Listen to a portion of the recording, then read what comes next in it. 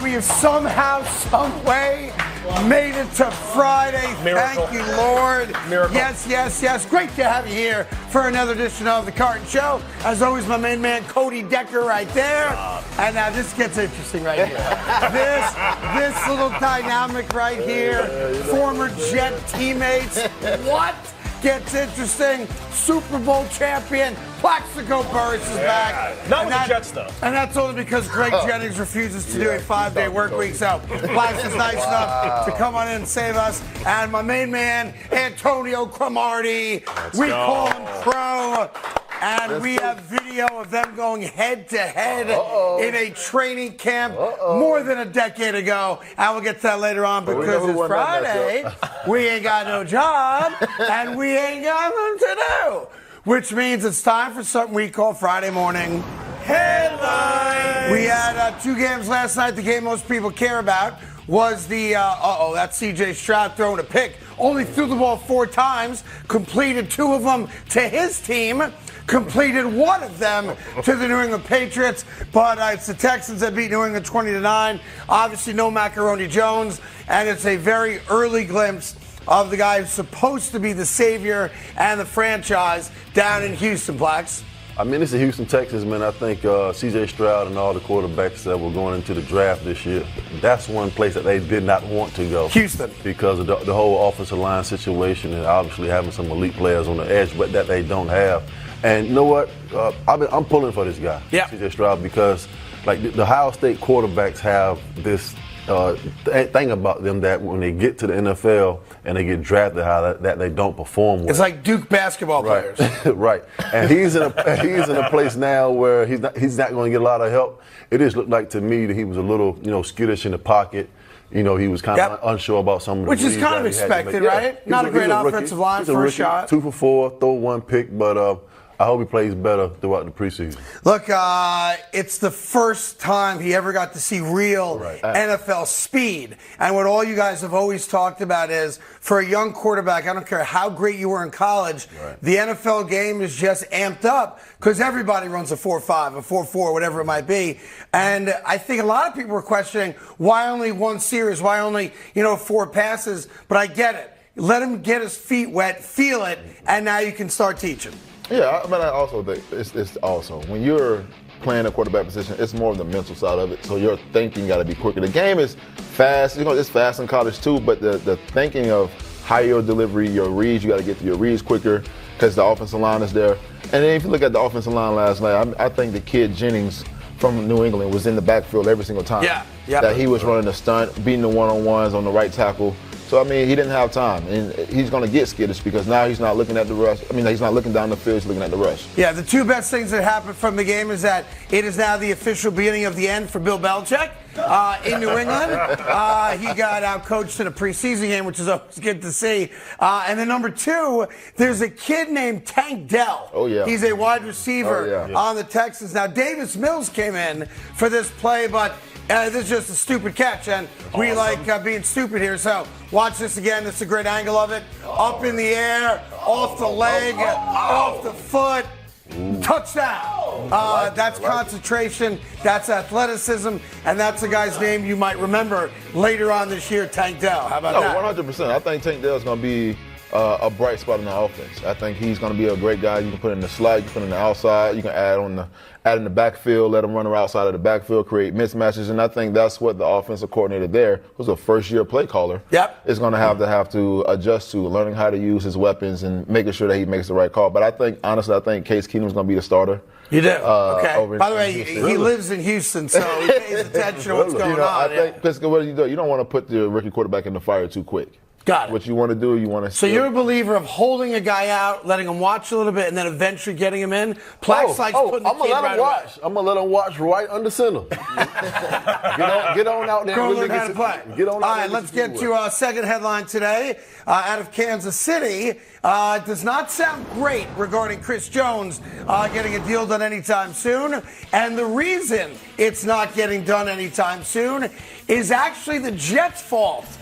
Because the Jets did a deal with Quinnen Williams. All right, got $24 million a year. Well, he wants more than that. Aaron Donald's at $31 million a year. So even if you bridge that gap, it ain't enough money. This is going to last a little bit. You know, Quinnen kind of reset the market, going into this year for defensive tackles. Yep. And I would say that Chris Jones is probably, in this order, it's probably Aaron Donald. You can say him and Quinnen are two, but I would say that he's definitely one of the top 3 defensive tackles in football. And he deserves to be paid, and he will be paid. Yeah, no doubt. But for him to come out and say he wants to be paid, now he never said he needed more money than Aaron Donald. But what's interesting about it is he wants more between the 24 and 31. And supposedly he wants much closer to 31 than 24. Who doesn't? Yeah. Who doesn't? And the Chiefs came out and said, "We're going to pay him. We know we got to pay him." But Quinnen Williams messed it up. Messed it up for everybody now. Yeah, if they know they got to pay him, then what's taking them so long? It's not going to get any better. What's taking him so long is that, hey, a guy that's maybe not as great as you, but right there, Quinnen Williams, he said yes to 24. Why are we giving you 30? We'll give you 25. We'll make you the second highest paid defensive tackle, but we ain't getting a 30. And I think that's the argument right now. And it's another $50,000 that he gets fined. He's now upwards of $750,000 in fines. You can't get that back.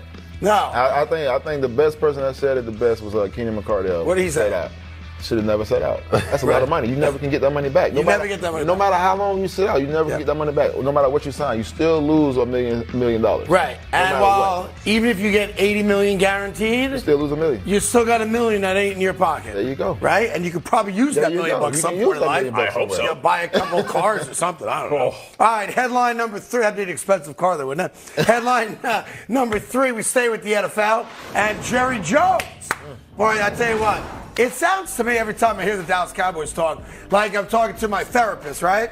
Jerry Jones talking about Dak Prescott again. Here's Jerry Jones talking. Go ahead.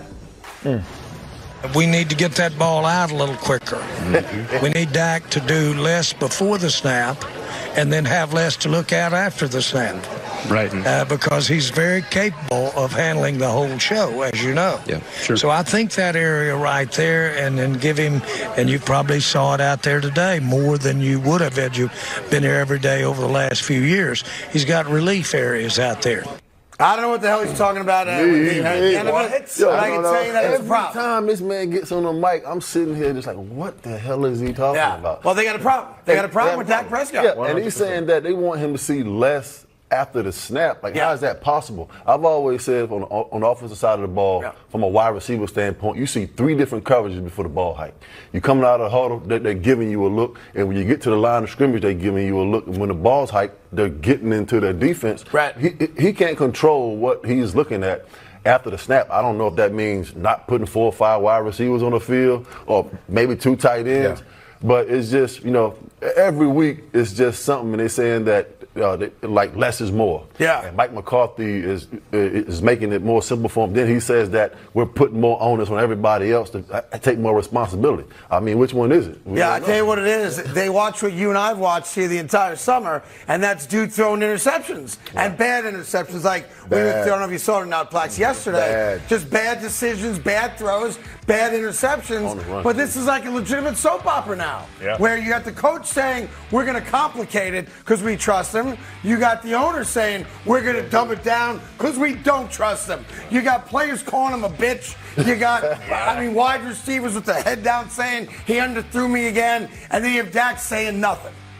No, but look, when Jerry came out and said we want him to have less after snap, what you're telling me is that you're predetermining where he's throwing the ball.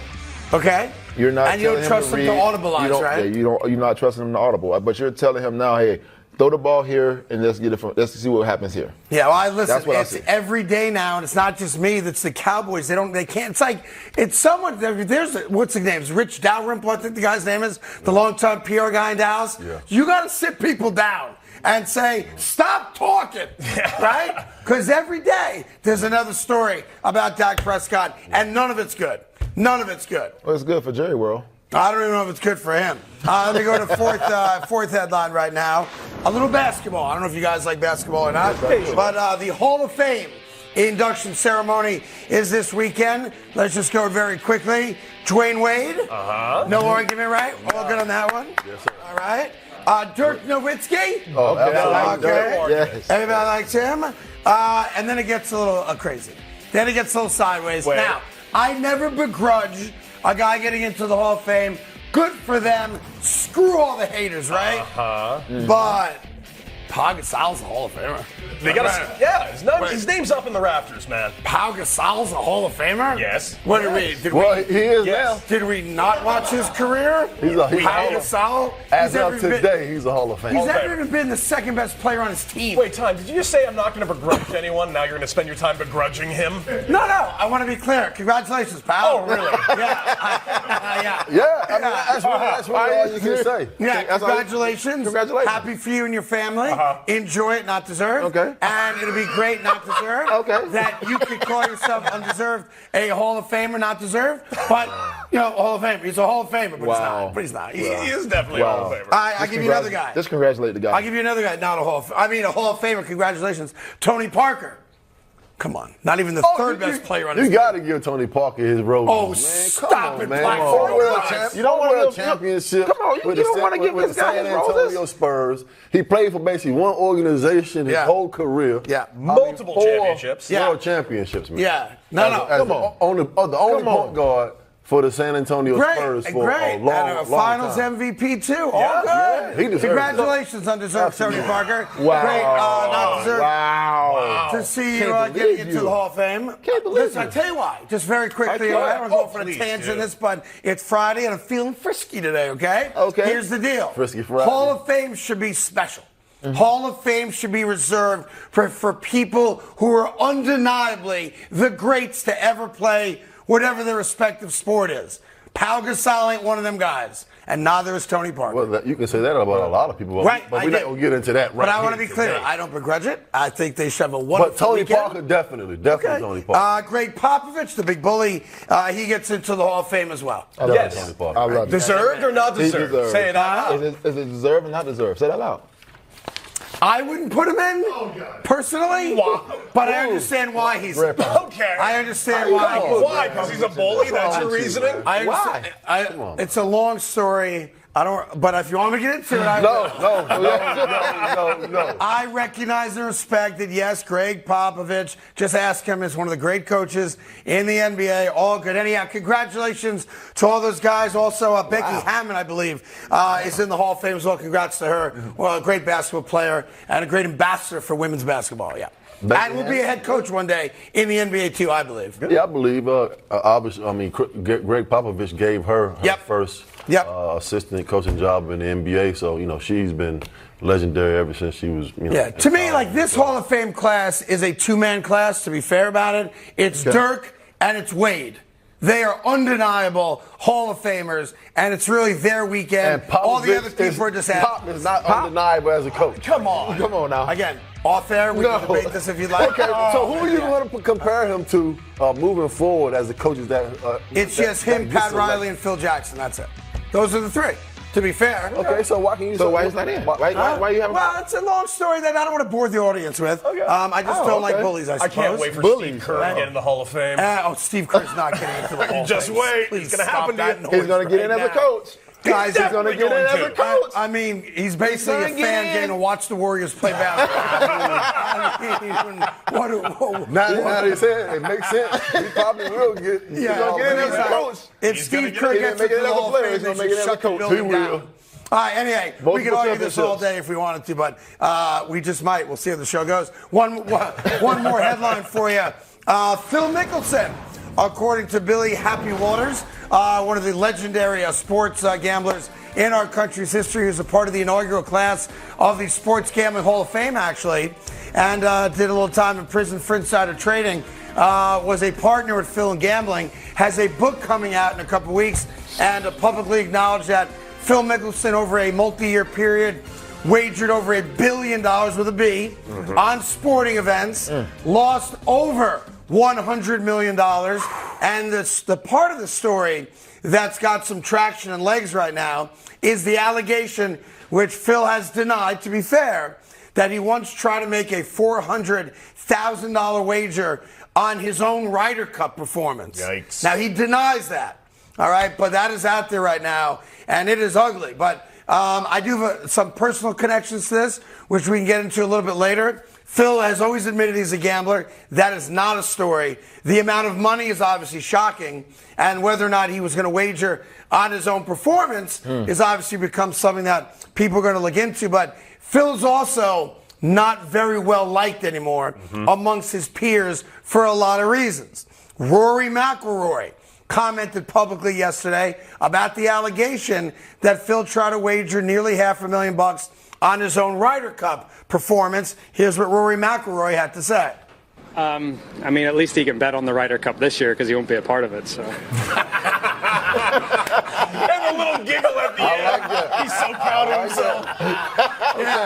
Little dig. I'm going to tell you a quick Phil Mickelson story that is not very well known. Okay. Many, many years ago, a lot of the golfers, as you guys may know, go out to Augusta weeks before the Masters to get a couple practice rounds in because it's such a unique and very difficult course. And when they play, they usually play with some members who are also, scratch golfers who can hang with them. Well, there's a lot of wagering that goes on. So this one particular year, Phil was playing against a member, and he lost a couple $100,000 to the member, all right, and didn't pay for a while. And it got close to the Masters now, and the member basically said to Hootie Johnson, the guy that ran it at the time, the guy owes me money, and he hasn't paid me. So they wrote a letter to Phil, and they said, if you don't pay the gambling debt, you're not welcome here the week of the Masters. Wow. So you had to pay. That money got wired that night. I bet it And did. he played in the Masters that year. Absolutely. So his gambling is well known. But, putting $400,000 allegedly on your own Ryder Cup performance. And, it's the B word that gets everybody. Oh, yeah. In Dallas, it's bitch. In this story, to be fair, in this story, it's billion. That is a lot of money to wager. And Happy Walters has the goods on him. He's got records of it. So this is not like he's just throwing crap against the wall. He can prove it. So we got more on that coming up throughout the day. We got tons of football coming your way. The New York Jets have a must-win game on their hands this weekend against the Panthers. And Robert Saleh is concerned. He should be. We'll explain right after this.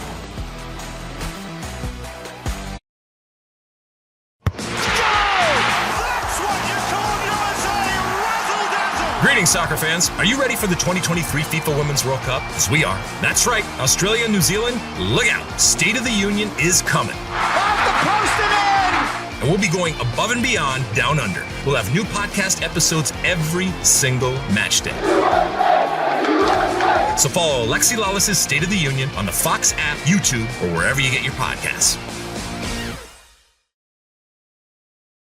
Having some fun with the guys during the break. That's the Jets' offensive line. Yeah, they look big and fat and mean and physical there, but that's against each other. And that's not good enough right now. And Robert Saleh, the head coach of the Jets, acknowledges that it's a concern. Let's hear what Coach Saleh had to say. My optimistic side will say we got time. There's still Dwayne's coming back. There's still a lot of pieces. We've got some cards in our back pocket that we can use. But yeah, you want to, as a coach, you want it done yesterday. We want these guys rolling. We want confidence. We want to start humming. Yeah, we're going to see what they do in a real action this weekend against Carolina for a preseason game. But it really comes down, guys. There's one position they're looking to fill or solidify, and it's right tackle. Dwayne Brown's a veteran. He's coming back. He's on the PUP list right now, but they fully expect him to be ready to go to start the year, and he's a guy you can trust because he's done it for so long. So he's your left tackle. And then the question is it going to be Max Mitchell, all 5 career starts, who struggled, of course, in practice the other day? Or can they, at some point, look to Mekhi Becton and say, you're the starting right tackle, get the job done? That's the position we're talking about. Listen, Mekhi just got to get it out of his head and just go. Right. He got to trust that the rehab process, his strength and everything is there with his knee, and just freaking go. You got to get it out your head. Yep. Because once you get out your head and knowing that you have the strength and everything is there, you're fine. Dwayne is coming back. You think you show up the offensive line. I think you have a better offensive line. Like they said before, the interior from the guards to the center have been great, has been good, has been consistent. It's just the edges. Right. The edges have to be better. No matter if you have a starting at Dwayne Brown or you have Mekhi sitting there, your depth has to be better because you just never know how it's going to go. So now, with that, you have Aaron Rodgers who can get the ball that quick can also help that also Right. If you have that problem. But he's also, to be fair, at 39 years old, yes, he ain't getting out of the pocket the way a lot of the young kids can. No, but sometimes you don't need him to get out of the pocket. Sometimes you can just have him get a quick But you release. can't have a turnstile at right tackle. No, you can't. I mean, that's the concern. It's not a good feeling if you Robert Salah and your offensive line for the New York Jets are struggling in practice against the Carolina Panthers. And that's what happened. That's not a good look. And just like Crow just said, this Aaron Rodgers is 38, not 28. This is the one group that can really spoil it for everybody. Yes. And this offense and the defense and this whole team, if they do not protect Aaron Rodgers and let him do what he came here to do. Elijah Vera-Tucker's the very talented right guard for the New York Jets, and there's some talk about, well, just to help out, do you move him to tackle? Robert Saleh was asked about that. Here's what he had to say about that. If no one emerges in that tackle competition and seizes the job, is AVT a possibility there? We're going to play our best five, and if that's one of the five, if that's how one of them shake up, then it's something we're going to have to talk about. Yeah, you have to talk about it. Listen, they play Carolina. Zach Wilson's obviously going to be the quarterback. I assume he gets more reps than we saw in the Hall of Fame game. That's not the approach you want. What's the approach you want? Aaron Rodgers out there on the football field trying to gather a rapport with his wide receivers in his offense.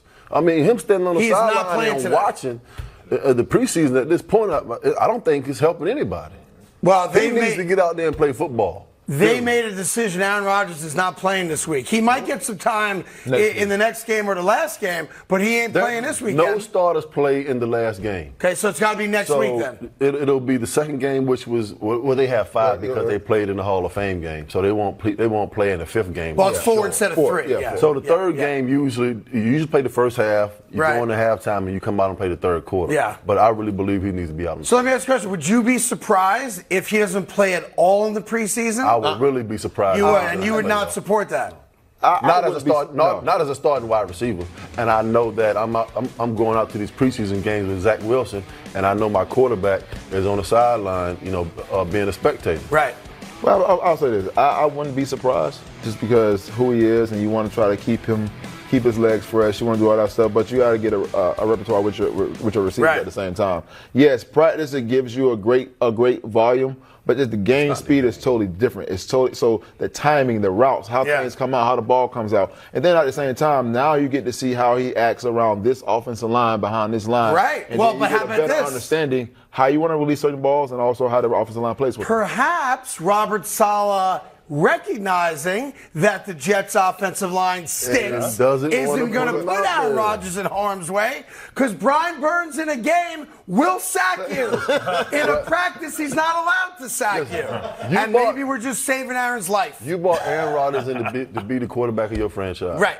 We should not be having this conversation about the offensive line as anybody stepping to the forefront at right tackle during training camp. Yeah. That's not the conversation you want to be having right now. That's the problem, right? Yeah. He also hates the Jets, to be fair. So, although you respect what Clark says, I don't hate them. You hate the Jets. They're just not better than the Giants. Yeah, he hates the Jets, Crow. We're the little brothers of New York. And every chance he gets even though we was the real New York team. That would be incorrect. Anyhow, it was a real New York team. Y'all was in New Jersey for longer than us. That's true.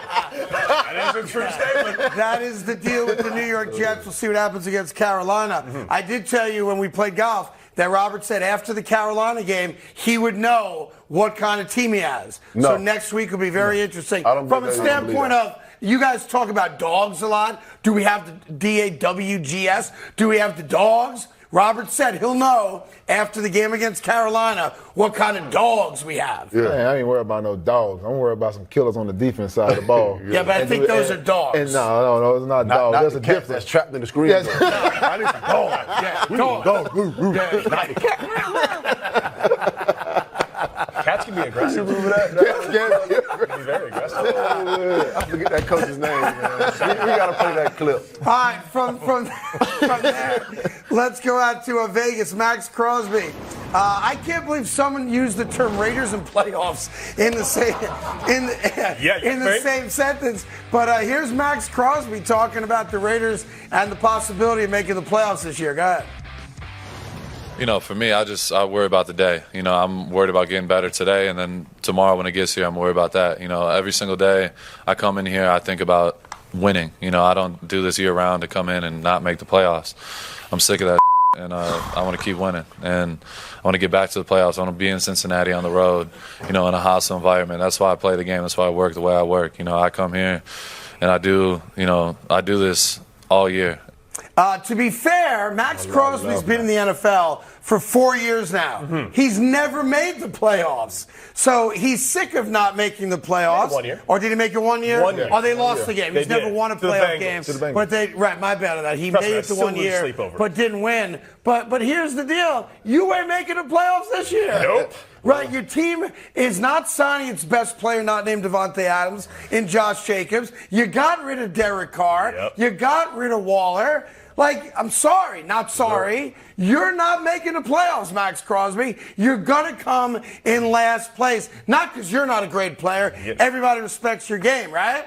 But you're on a bad team going absolutely nowhere. You're not better than the Chiefs. You ain't better than the Chargers. You're probably not better than the Broncos. You're in last place no matter what you do. It's a nightmare being a fan of this team. This team's only made the playoffs 2 times since 2002, since they were in the Super Bowl. Mm-hmm. Not to mention, on top of that, they've won no games. Derek Carr, the 1 year they made the playoffs, he was having an MVP season. Yeah. Doesn't play in the game because he got hurt. Plays in that one game, and the Bengals go all the way to the Super Bowl. It's a nightmare being a fan of this team. Also, the worst defense over the last 20 years in all of the NFL. Would you like to come over to the dark side code? To the Jets? Yeah.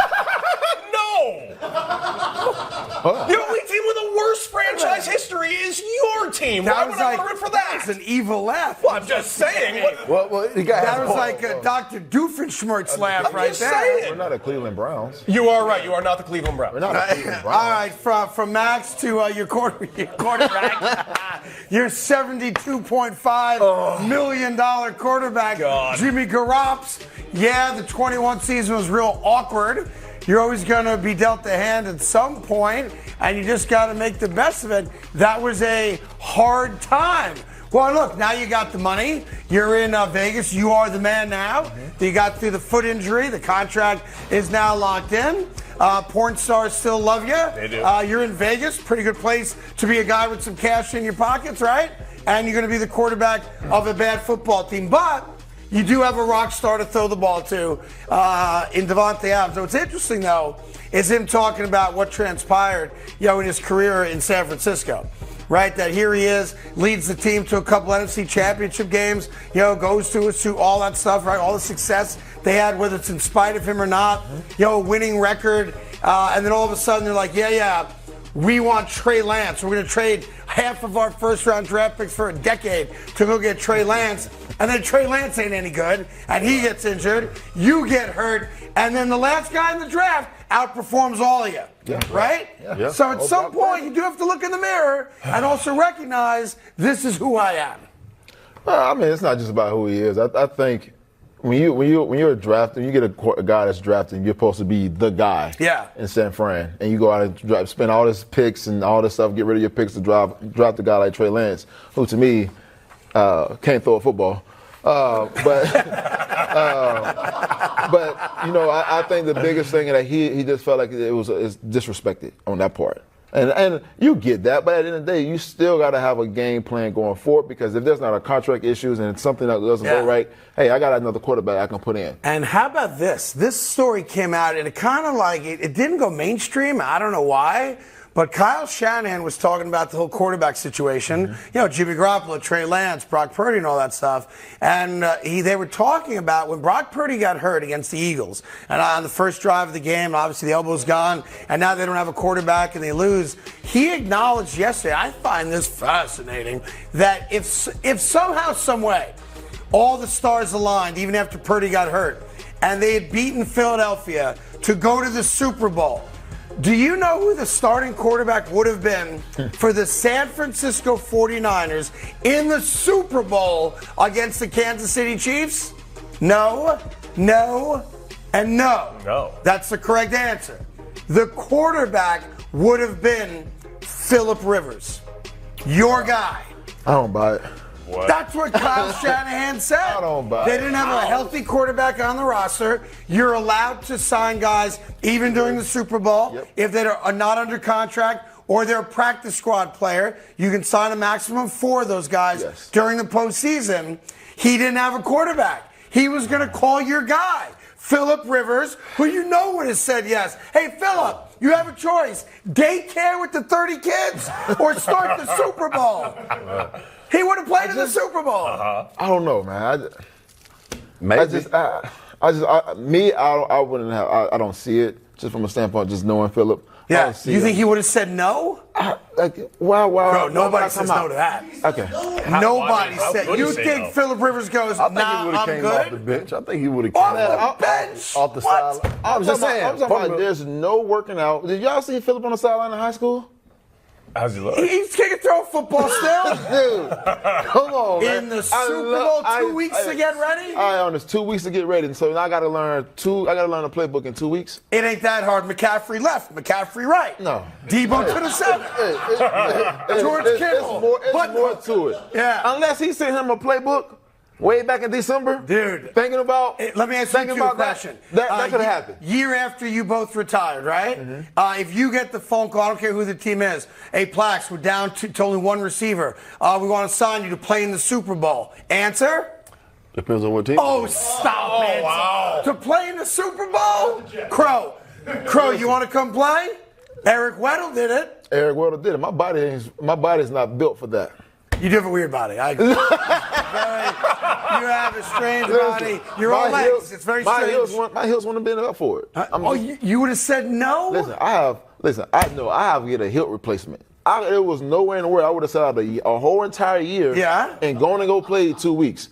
No, I'd have been 235 by then. I played at 212. So you lose weight? I don't know. How the hell you lose weight in 2 weeks? I don't know how you do it. He has no idea. I have no idea. I tell you what, call me. I'm in. I'm playing, coach. Whatever you need. I You would need me not. for the Super Bowl? Can't wait for your last day of life. Huh? That would be like your last day in life. You would die on that field. Listen, I I would not. You would get hit one time, you would explode. There's no way. Ain't nobody hitting me. Listen, there's no way that I can sit here and say I would want to go out there and I haven't done no football training. You're an athlete. It doesn't matter. It's not You didn't that stop easy. being athletes. You're still athletes. But it's not that easy. Like you got to go out there for 2 weeks and try to knock off all this rust. Yeah. To go out and go play the a Super Bowl. I'm not doing it. I'm not going out there to tear hamstrings as soon as I try to run. I'm not doing that. Or pop an Achilles. That doesn't make sense. Playing in that game is hard enough in itself. Playing the whole season, being in tip-top shape. I couldn't imagine just coming off the sideline and walking on the field on Super Bowl Sunday. What happened to you? And asking. Huh? You want a real answer? I'm not giving you no political answer. I'm giving you the right answer. I'll tell you something. Wait, honest question. Go ahead. No, I just wonder, what do you make? I was playing in this game, man. And I'm saying to myself, I come to the sideline. Yeah. And I'm like, oh my gosh, this is the most physical football game I've ever been a part of ever in my life. The Super Bowl. Yes. Okay. I came to the bench after the first series. I looked up and down the bench, and like nobody was laughing, nobody was smiling, and I'm over there like breathing. I was like, man, I'm running as fast as I can, and I can't get open. Really? That's how fast and physical that game is. Yeah, but maybe It ain't just go out there and toss the ball across. I can't say I put it on TV. That's not what it all is. Trust me. It's a little to catch far you away on from that. that. It's not that. I respect it because you guys lived it. I haven't, but I'm very disappointed. I really am. It's the Super Bowl. The man won one. I'm telling you how hard the game is to play. Yeah. Listen, I understand that he won one, but I'm saying if I'm sitting out a whole year, think about this. My last game was in January. Okay. And I'm not, you know what? I'll say, I'm going to retire. I only trained 3 months during that time. That's from February probably to April. Okay. So from April, I'm going to say, February to June. So from June to January. February. Yeah. I ain't done nothing. Right. I'm sitting home eating Oreo cookies, honey buns, any little Debbie's I can get my hand on. Yep. And you're telling me you want me to come back for 2 weeks? Yes. I can't do it. Wow, I think you're selling yourself short. I think you can do it. No. Yeah, I think you could. I think you could. No. I'm shocked. I thought that was an easy yes. Go ahead. I don't understand that. Like in baseball, you get like a World Series bonus. Players that win the World Series get like an extra $700,000 or an extra $1 million. What do you get for winning the Super Bowl? 100 something. I think it's like 100. It's not life-changing money for you to make what these guys made. It's not life-changing, but it's still the money. Super Bowl. I'm so disappointed. I don't know if we can continue the show. I'll have to consider doing it. My Lord. You don't want to go back and win another one? I'm just saying, a year removed from the game, it's not that easy to just put on your cleats and walk back on that football field. But not only from a physical standpoint, but being mentally removed from the game. Oh, man. That's the part. Say that again, I'm sorry. When you're mentally removed from the game, it's the hardest thing to get back into it.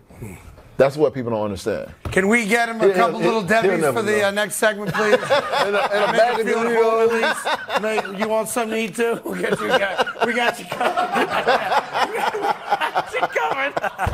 All right, coming up, it's Friday, so it's for real or Fugazi. And we'll ask the question, will Dak Prescott set an all-time high in interceptions this year?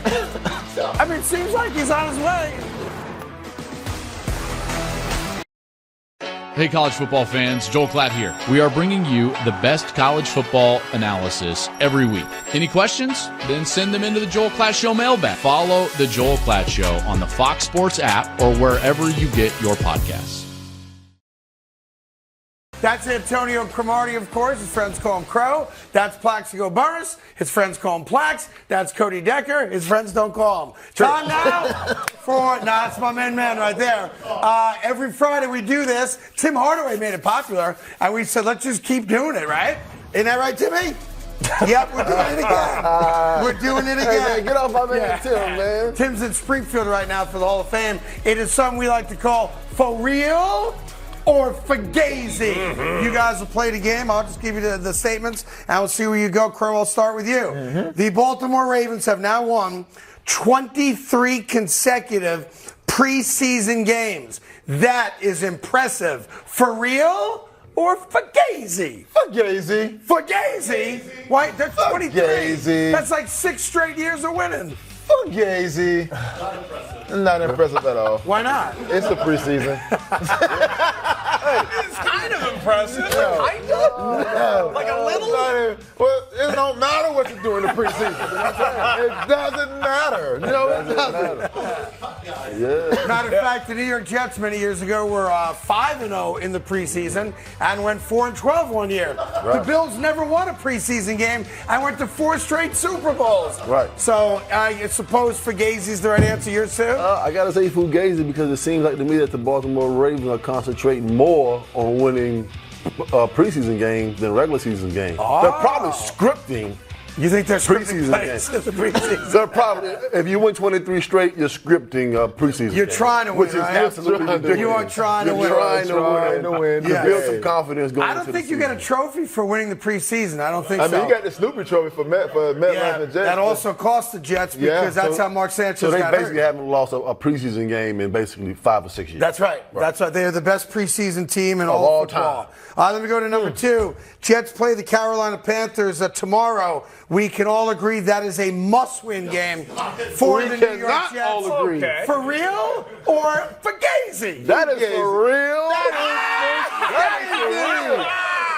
That is for real. That's right. We need to see if this offensive line can block the defensive line of the Carolina Panthers. If they can't, if Carolina goes out and get 4 or 5 sacks, it's not going to be a good day tomorrow in New York for the Jets. Okay, but if the offensive line go out and go block that D-line and we still lose, what does that prove? Nothing. Exactly my point. Nothing. So it's Fugazi. This is not a must-win.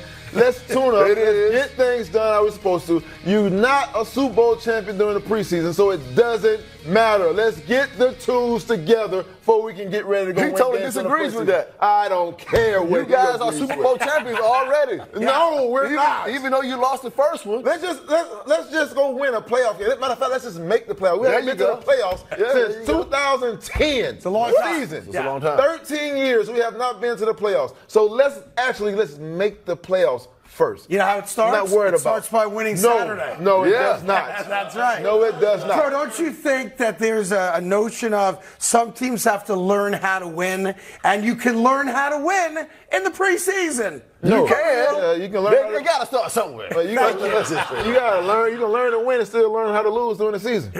Well, they've been doing that for a very long time. We own that. By the way, we are the New York Jets now that the Sacramento Kings we know that, okay? made the playoffs last year. The New York Jets have the longest active drought of any team in any North American pro sport without making the postseason. We own that, Crow. That's all ours. Can't take that away from us. I guess we're in the history We are books. the best at being the worst. That's right. All right, next one. Daniel Jones. You know Daniel Jones, number 8 for the New York Giants quarterback. Daniel Jones is the New York Giants' most important player. For real or Fugazi? For real. Really? I think he is. I think You he's seem gonna, upset about that. No. I love it. I think it's for real because why I say that because I think he has to be the most important piece because the quarterback is the most important piece of the game. So, yes, you have Saquon Barkley in the back, but I think he has to now grow more into the player he's going to be. I think he took some steps forward last year. Now he has to continue those steps forward and be the quarterback that he just got paid for. Go ahead, That's all I'm saying. Go ahead. Hey, I got to say Fugazi. Fugazi. The most important player on that team is number 26, the guy standing behind him. Because the New York Giants offense goes as 26-year-olds. If he's not in the lineup or if he's hurt or if he's injured, that puts more pressure on Daniel Jones to make him throw the football, and we don't want him throwing the ball 45 to 50 times a game. So with that being said, you want to take all the pressure that you can off of him, get into these some play action passes and different things like that, because 2-6 is definitely the most important. You taking notes there? What do you got? How much was Daniel Jones paid? $82 million guaranteed. That's next year. That's the going rate. How much was it? Doesn't matter. It doesn't matter what he was paid at that point in time. What was he paid? That means right now he is the most important guy. That is the football going team. rate. Listen, for let me ask NFL you guys this quarterback. question. If you give Brock Purdy a franchise tag, he's going to be making $50 million. Okay, that is the let me going ask you rate guys for a question. NFL quarterback. Let's play this game real He quick. will. I got Tyrod Taylor as a backup. I got Matt Breida as the running back backup. If I said the New York Giants start off with Daniel Jones and Matt Breida, or Tyrod Taylor and Saquon Barkley, which one of those teams is better? Give me Daniel Jones and Breida. Really? Yeah. Wow, you don't believe that? I do. I love what Saquon Barkley brings to the game. Yep. Yes, he's one of the best backs in the game all the way around. He can catch the ball. He can have explosive plays. He does a lot of stuff. He takes some pressure off Daniel Jones at times, but Breida can do the same thing. Breida does the same thing. Are you not agreeing with everything that I just said? But Daniel Jones is still the most important piece. I'm not putting Tyrod Taylor out there. I thought I had a tape recorder in here for a minute. You just said everything I just said. He takes. That's any running back. Nope, not any. Okay. All right. What was Ezekiel Elliott early on for Dak Prescott? When? Early on. What was he? What was he? He was a good running back. Come on. He took the pressure off Dak Prescott. Am I right? Well, Dak got all the pressure on now. What he doing? Nothing. He ain't did nothing. We got more than that coming up after the show. Give me I'm going to call that one a draw. I'm not sure anyone won that one. All right. Next one. Jordan Love, Green Bay Packers starting quarterback, will be benched by Thanksgiving this year. For real or Fugazi, Blacks? Wow. Fugazi. That is Fugazi. How do we agree on something? Got to be Fugazi because who else is going to play quarterback? Matt LaFleur? I mean, who else is going to put back there? You're going to live and die with this guy, man. That's just what it is, man. We can move on from that. We all agree. It's a bad situation. We all agree that's Fugazi. By the way, the Packers backup, just so you know, is a rookie named Sean Clifford. Yeah. From where? From where? Wow. By the way, wow. Exactly. If you're a Packer fan, you have a choice. If Jordan Love doesn't play well or gets hurt, it's either Sean Clifford, no starts, or Alex McGee. That's a bad situation. Somebody get Philip Rivers on the phone. If I'm not mistaken, Alex McGee sounds like the dude who was like the USFL Player of the Week a couple times. That is. Yeah. There you go. Yeah, you know what I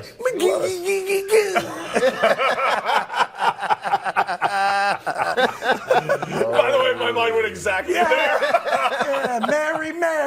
All right, here we we go. All right, let's get to Dallas. Cooper Rush will start a game before Thanksgiving for the Dallas Cowboys. For real. Or for Fugazi. He's got for real. What do you got? I got to go with Fugazi. Yeah. Hey, Dak Prescott is going to live and die this season with the Dallas Cowboys. I don't care how bad he's playing. They are not going to bench him with the salary, knowing that they got to pay him $60 million next year. Yep. They want him. They got him. Mike McCarthy's calling the plays. They're gonna dumb it down for him before the line. They want him to see less. So I have no idea why he won't play well this year. But let me just give you one little wrinkle to that. He's going to start the whole season. Before you go, Crow, he has missed games due to injury every year before Thanksgiving over the last 3 years. So there's a trend. Okay, benched or like not playing? I didn't say either. Okay. Yeah. Okay. Listen. Go. For real or Fugazi? For real. You like Cooper Rush taking over? Yes, I do. Jerry Jones is not going to allow Dak Prescott to mess up his season of trying to get into the playoffs and have a run at the Super Bowl. That's all I'm going to say. Jerry Jones run the show. I don't care. Mike McCarthy can say whatever you want to say. Who runs the show? It's Cooper Rush. Man, all I know, I used to hear stories. Listen, Jerry Jones used to have his people in the building at the bubble, with a little bubble they used to have, and used to go out there and call plays and say, run this, throw the ball to this person, throw the ball to this person. I would do that if I runs was the show? Well, everybody know he runs the show. Okay, so he ain't going to let Dak Prescott mess up a chance when you have a great defense like that. So go out and go if mess he the Super Bowl. struggles, throws 2-3 picks the first couple weeks, at some point Jerry's going to pull the string. Jerry, I got you. All Jerry, right. Let's move on Jerry. from there. The 2010, so you got to go back in time a little bit. The 2010 New York Jets should have won the Super Bowl. For real or Fugazi? For real. Yeah, I'm with you on that, but you guys didn't show up in the first half. You know what? You keep bringing that up. Yeah, because too bad we didn't have a lot of fans there. It was in Pittsburgh. That's right.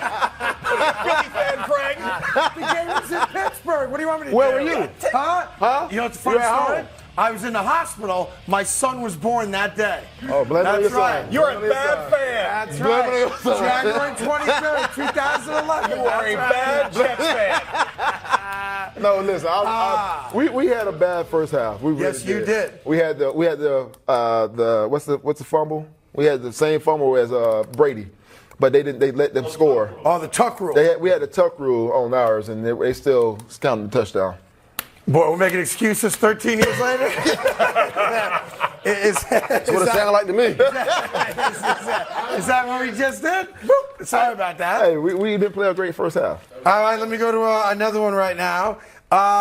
In their prime, I didn't write it, I'm just saying it. In their prime, Plaxico Burress would eat up Antonio one-on-one. For real or Fugazi? Fugazi. Fugazi. Yeah, we know that. Plax? Oh, wait, look. We've got a highlight of them going one-on-one. We know Who it. makes the play? We know it would have been Fugazi. Look at the throw. Blame it on the throw. It don't matter where you want to throw the ball. It doesn't. You throw it up high, I'm going to go get it. You throw it anywhere in my facility, I'm going to go get it. We know. You just came out and said you got a small torso.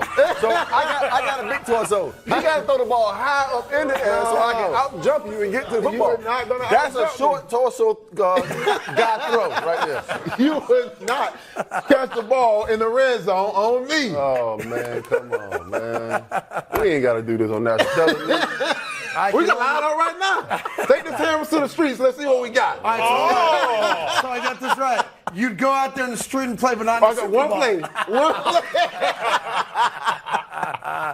And last one, for real or Fugazi, in your prime and my prime, I could have dunked on you in a game. Don't even try it. What happened? Don't even try it. Don't even try it. I gotta Don't even try it. That's the wrong sport.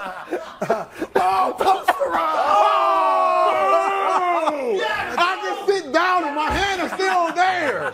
0 for 2. Well, he's got long arms and long legs. 0 for 2. Damn it, 0 for 2. There goes my shooting percentage. All right, that was fun. We got more coming. We got First and Football for you coming up. And we've got a question about being a 6'4" Oh, okay. That looks bad in You know what's slow-mo. funny about that? All of a sudden, we have the capabilities of doing instant replays. Yeah, all of a sudden, we've got the technology. He's not even moving though. He's just sitting there. That looks bad. That looks bad. Damn.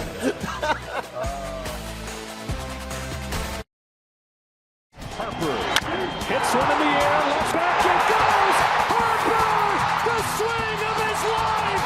The MLB playoffs are near, and you know what that means, Alex? Yep, Flippin' Bats will be staying up late and having all the fun. From breaking down the most important stories in games, nobody's done what he's doing. Nobody, not even Babe Ruth. To interviewing baseball's biggest stars. I felt like I was pitching more stressed. I was trying to be so perfect. No one covers America's pastime like us. So as we sprint towards this year's World Series on Fox, please make sure to listen, follow, and subscribe to Flippin' Bats with Ben Verlander and me, Alex Curry. Baseball is fun, and so are we. We're gonna have fun, dang it!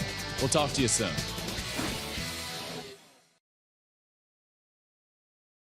By the way, speaking of baseball, the Baltimore Orioles were playing yesterday. They had an afternoon game, I guess. And watch this, foul ball, first base side, goes into the crowd. This happens all the time. But my man caught it on the barbecue beef tray. Hey! Yeah, look at that. And then, that's right, celebrate it. There you go. That's a man. That is a man right there. Oh, lick it off, lick it off. Come on. Lick it off. Do it. Lick it Do off. it. Lick Do it off. it. Oh, boo! Bad cameraman. Turns out he does not lick the barbecue sauce off the balls. I would have. Wait, hold on. That didn't sound right. I take that back. No, you nailed it. Well, it's out there now. That's live TV. In any event, can you show one more time? Let's show it one more time. Please. Guy catches the foul ball with the barbecue on the tray, and not a drop of beer walks out of that can. Yankees need to sign that guy. Yeah, they do. Yankees need to sign a lot of guys. Plax, I think our season's about to wrap right now. That's Plaxico Burris, Antonio Cromartie, and of course, Cody Decker. And now it's time for something we call Handsome Craig, living on the corner of First and Football. Yep. And we start you off in Cleveland. That's Deshaun Watson. Nick Chubb, by the way, who might be the most underappreciated running back in football, came out yesterday and said that Watson is, quote unquote now, more relaxed and a whole different person. And they're seeing the guy that they thought they were going to get when they signed him a year and a half ago, Plax. It's going to take a little time, but I expect for Deshaun to get back to his old self, you know, being an elite quarterback in this league like he is. Yep. For the first, 4 or 5 years of his career, obviously, he didn't play for 2 years, and, the contract and everything moving forward with him with the Browns, I think he does get back to that elite status. And like I said before, if they do, if he does throw for 4,500 yards and all those touchdowns, then the Browns are going to be reckoned for. Browns are going to be a good team. They got wide receivers. They got Chubb, we were just talking about, who's a stud. And 100%. People forget, because the Browns are a dysfunctional franchise for a long time, they have a really good defense, too. They ain't messing around. Oh, man, they got a great defense. I love what they do defensively. But also, back to Deshaun Watson, I just think, like you say, he played 6 games last year. They went the final 6, yeah. He threw for 1,100 yards last year, just in those 6 games. But I think you're going to see improvement. You got a chance to knock the rust off. He's going through a full off season without all the legal issues, and now he's getting. And let me stop you there. Like, people forget that you guys aren't robots. I do too sometimes as well. When you've got all that crap, and we've all had our crap in our lives, right? 100%. It's a lot of people say, "Oh, just put it behind you, get on the field and play." There are levels of crap where that ain't easy, especially if you're the quarterback, right? No, 100%. It's the mind game part of it. You got your mind thinking, the mental side of it. But at the same time, like, he's coming into this year, I think, with a clear mind, clear head. I think so too. With a true supporting cast around him that wants him part of the organization, that wants him to be where he needs to be. The kid was off for 2.5 years. So now he's get to play, and now he get not only that, but he got a running game behind him. Yeah, they got a good team and a defense that's going to cause turnovers and short fields, and 100%. The Cleveland, that division's great. I think the division is loaded.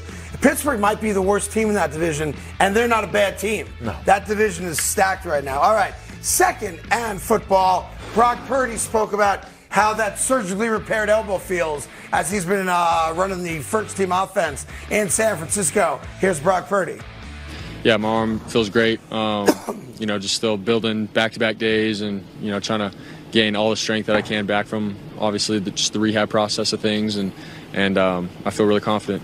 So. Cody, dumb question. Can you build elbow strength for throwing a ball, even though I know football's thrown a lot differently than baseball is? Yeah, you can. You have to build around it. But after you get that Tommy John surgery, there's a lot of exterior muscles and ligaments you just got to basically strengthen up, and he's done it. I mean, he's by done the way, incredible the job. only quarterback in the Kyle Shanahan era that has played every game in the season happens to be Jimmy Garoppolo. It was back in 2019. And they went to the Super Bowl that year. Yeah. Hey, if I'm a wide receiver and I'm walking into this locker room or this on the football field with this guy, I'm saying to myself, this is the quarterback. He looks like the ball boy. Yeah. He looks like he's like a high school sophomore. Yeah. And he's going to be my quarterback? Yeah. Well, they said that in Cincinnati with Joe Burrow. Turned out pretty good with him, too. Not bad. Right? No, I mean, this guy looks like he's a freshman in high school. I mean, come on, man. Fair enough. He does. Yeah, come on, man. He does. He look like he's one of the characters of Harry Potter. Not even sure what that means. All right, let's go to our third in football. And we go to Mike Vrabel. Mike Vrabel allowing assistant coach Terrell Williams to coach a preseason game. And here's Coach Williams on the opportunity. Go ahead. I think Mike Vrabel deserves a lot of credit. All right, he deserves a lot of credit, not just for doing this for me, but I think around the league, hopefully more coaches will give assistant coaches opportunities to do this, because there's you got all these different programs, but there's nothing more better than actually getting the experience. I think it's genius, by the way, because the starters aren't playing. If you're a veteran coach who knows how to operate a sideline and, the headphones and timeouts and talking to all that stuff, this is a great thing to do. Now, I respect if you're a first-year coach and you got to get used to being a coach on the sideline, you got to do it in preseason. But I love the fact that Vrabel does this. Vrabel understands the NFL and what it's all about. Being a player, he played for 13 plus years. Now he has the opportunity to coach, and he's a player's coach. All the players that come into his organization, they love him. And when I first heard about this, I'm saying to myself, is this the Major League Baseball and basketball? Because those coaches get thrown out, and then the assistant coach has to step up and coach the game. Right. But I don't think he's going to get kicked out of any games anytime soon for him to really call a game. But it's definitely a good look for assistant coaches that want to become head coaches one day. Yeah, I think more teams should do it. But you know what kind of guy does it? A guy that's secure with who he is. Right. Yes. Yeah. That not every coach is that guy in a position where he's very secure with who he is and his standing with an organization. So props to Mike Vrabel. And for all the other veteran coaches out there, you have qualified assistants who just need a shot. Yeah. And letting him coach a preseason game. Look, I've never heard of Terrell Williams before. Now I know the man's name, and now I wouldn't be surprised if they have success there. You start hearing about him as a potential head coach somewhere else, right? 100%. I think this is a great gesture by Coach Vrabel. Vrabel. Yep. I think it just gives the opportunity. It's the preseason. Yep. So it's not like it's in the regular season. And by the way, I would think that resonates with the players too. Oh, 100%. Because the players' relationship, as I understand it, with coordinators and position coaches is obviously much tighter than it is with the CEO or the head coach. So the players are pumped, I'm sure, that Williams is getting a crack. Oh, 100% they pumped. I mean, who wouldn't be? Yeah. I mean, you see a guy actually get the opportunity to run the whole entire sideline, the team, have that great gesture, and now he gets the experience of understanding how he wants to do it and how he goes about it. So if he ever gets that head coaching job, now he knows. You got a little taste. There you go. Love it. All right, let's go to third in football right now. Joey Bosa apparently has a tough time gaining weight. Yeah, okay, these guys don't. The key to gaining weight is just to eat a lot. Eat way more than you want to. And it's no fun a lot of the time. It's the best part of life. It's more so part of the job. Now, I can't speak for you guys, but the camera does. You guys have had no problem eating and putting on LBs, have you? No. No. When I was playing, it was hard for me to keep weight on because you're just constantly running every single day. And when I would go home or wherever I would go out to eat, it was just like rice and pasta, like every single week, every single night, just to keep my. Just to maintain a certain weight. Well, Joey claimed that he did 5,000 calories a day to gain weight because, like you said, aerobically, he was burning too much calories or something. I didn't have that problem. I was trying to keep weight off. Yeah, yeah. I was trying to keep weight off.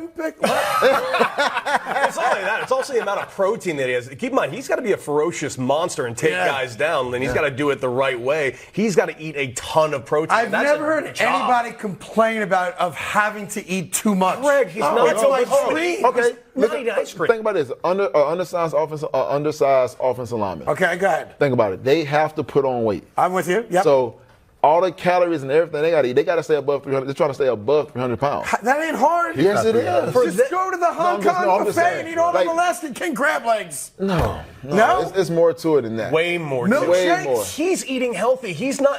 Bosa's not out eating ice cream every night. Why not? Because he needs to be an athlete to move around. He's got to be a pro athlete, Craig. He's not in his pool doing this. Then quit complaining. I can help you gain weight today. Ice cream. I don't know, Popeyes, spaghetti. He's not going to play in the NFL with that diet. He's an athlete, a well-oiled machine. You're not. DK Metcalf eats candy all day. He's not from this earth. Oh. Yeah, he's different.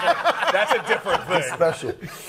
By the way, speaking of eating, is this fourth in football? No, this is just an extra segment. Okay, no worries. Love that. It's a little something we like to call Tubby Tutties. In honor of James Jones telling us he calls touchdowns a tutty or a tink-tink.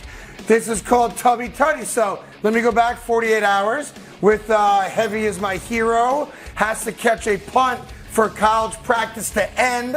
So here comes the punt. And there's the heavy fella. Boom. All right. Love it. Took it all in with the body, right? Well, same kid now. Now you got to go catch a touchdown pass. You got to beat a linebacker. All right, you got to run a route to score a touchdown. And let's see what he does here. Oh, he got beats him off the line and touchdown. Hey, that's going to be a play. They are going to put that into their offense. Everybody goes crazy for the second day in a row. Practice gets ended early. Hey, can we rewind? That's a quick release, too. No. You got to see the release. Yeah. Watch it. Look at Go the back release. to it. Watch it now. Okay. You got to watch the release. Scrimmage. Oh, swap by. Can we get by a little bit more? That's about as far back as we can go. Let's spin move. Hit him with the elbow. Separation. Yeah, that's what we now call a tubby tutty.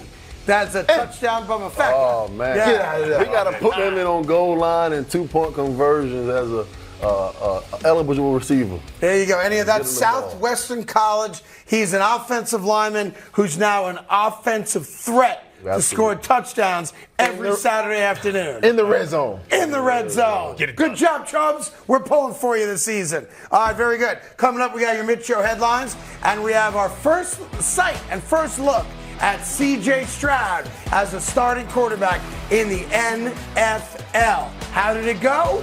You'll see right after this. Hey, college football fans, this is RJ Young, host of Fox Sports' #1 college football show.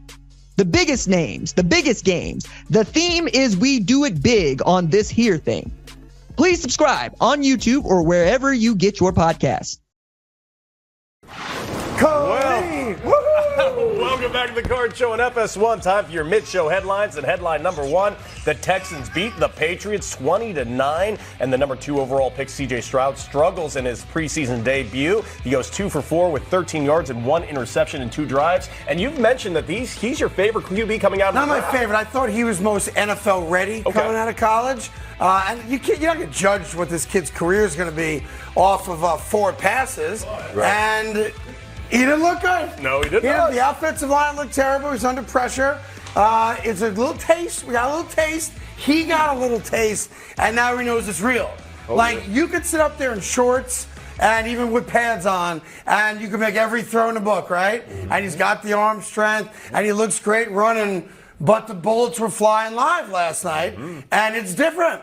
And he got a little taste of what it's like, and he will be better for it. I mean, everything is sped up just a little bit from practice to the first preseason game, and he has to understand the first game of the year is going to be even faster than this. Because it's starters. Yeah, because it's ones versus ones, and guys are going to be excited. It's opening day, and the game will just continue to get faster week by week. And if you look at the first interception that he threw, I think he was waiting for the guy, the wide receiver, to turn around. Yeah. Because he kind of double clutched it. You got to react, trust what you see, and throw the ball even when the wide receiver's back is turned to you. Yeah, now he's going to get a lot more attempts this preseason because he has to.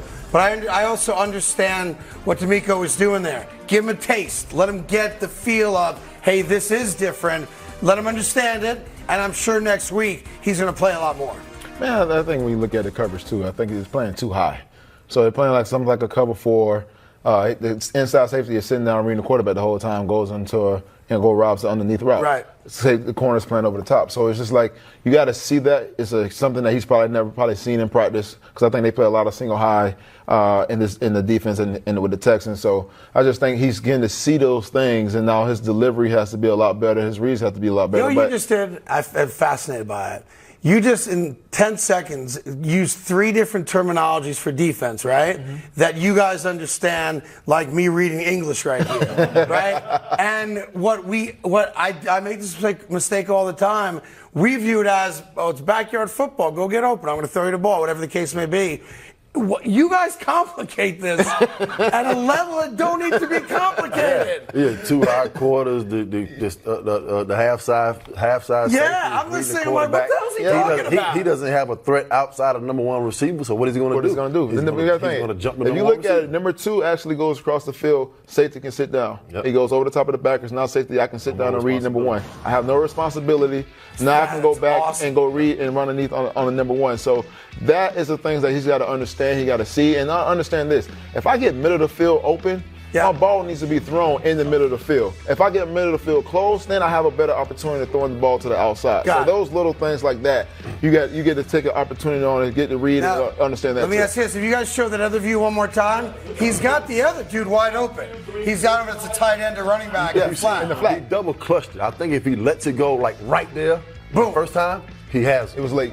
Yeah, he was late. That's all part that was real late. Yeah, that's all part of learning how to play football at this level. And that's what I mean by the speed of the game. The mental part of it, you have to speed up the game mentally. Yeah. You know like on the left side of your screen, I don't know if that's a tight end or back. Take the back. That guy's wide open, easy first down. If you throw it now to the deep guy around the 40, you probably make that play too. Gotcha. And you know what? This is preseason. This is coverage 101. This is not even complex at all. This is as vanilla as you possibly can be because they're not blitzing. They're just playing coverage and just trying to evaluate their guys at the position that they're playing. So you heard it here. C.J. Stroud's a bust. I guess he's not. I would not say that. He's not gonna. He can't even handle elementary defenses. This is a learning curve. Okay. This is what he's going to get more rest. I think he only played 1 series last night, 2 series. So I think when you look at four passes, 2 series. So I think when you look at it, he's going to get more and more series. He's going to understand. He's going to see certain things. And this is when you go into the film room and you can go through it and you can talk to him and say, hey, this is what you need to see. If this guy comes on and you see that safety sitting there, we need to drop it down to the flats. That's a 5 or 6 yard gain every single time. Yep. And that's just being dinking and dunking and just getting the ball to the right person. I should mention there was a standout play for them. It was Tank Dell, wide receiver for the Houston Texans. This is Davis Mills throwing a rock, not a C.J. Stroud. Don't matter, though. Watch the flip side of this play. This is a back shoulder throw. He didn't catch it. He bobbles it. Is his foot out of bounds? No. Touchdown, Texans. There you go. Nice. Oh, you like Tank Dell. I love Tank. I love Tank just because when he was at U of H. He needs to catch the ball clean first. I don't need this. That could have turned into a pick. Well, he probably made a team off of that. He's already on the team. I'm not worried about that part. But it was just a point of like he's a gifted young receiver that's going to help C.J. Stroud, whoever's going to be the starting quarterback, who I think is going to be Case Keenum.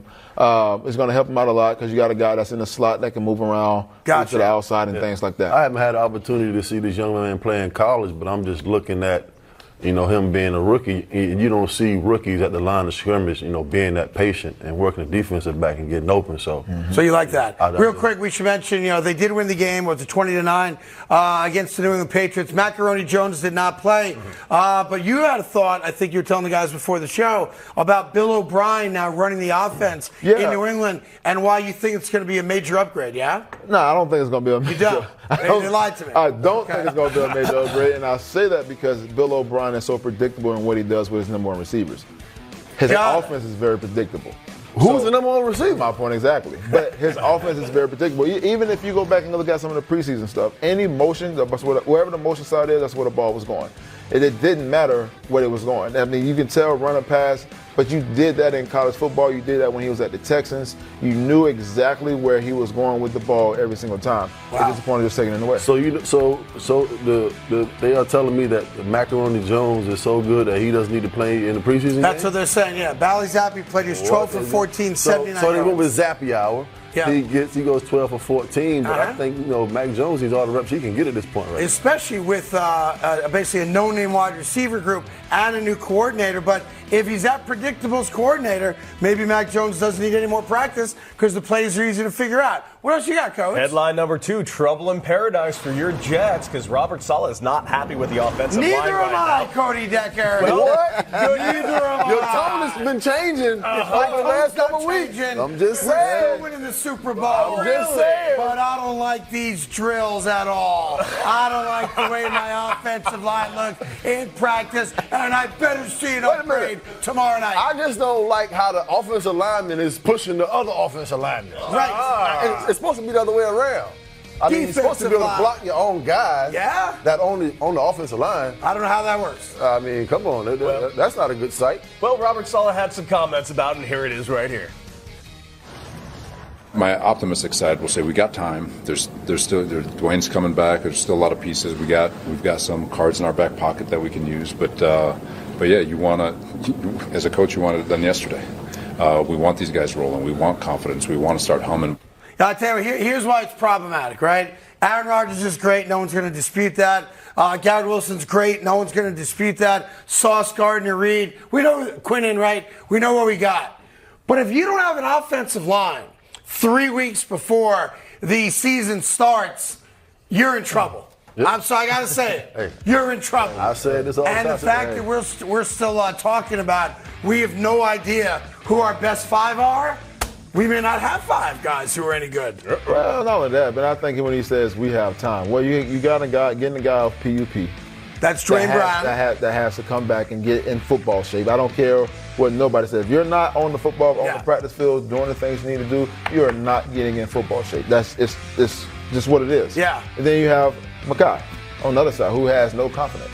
Right. So it's just we can't sit here and say we have time when there is really no time. I'm with you. 3 more preseason games and that's it. Now, I know they got abused in practice by Carolina. Burns especially was putting on a show.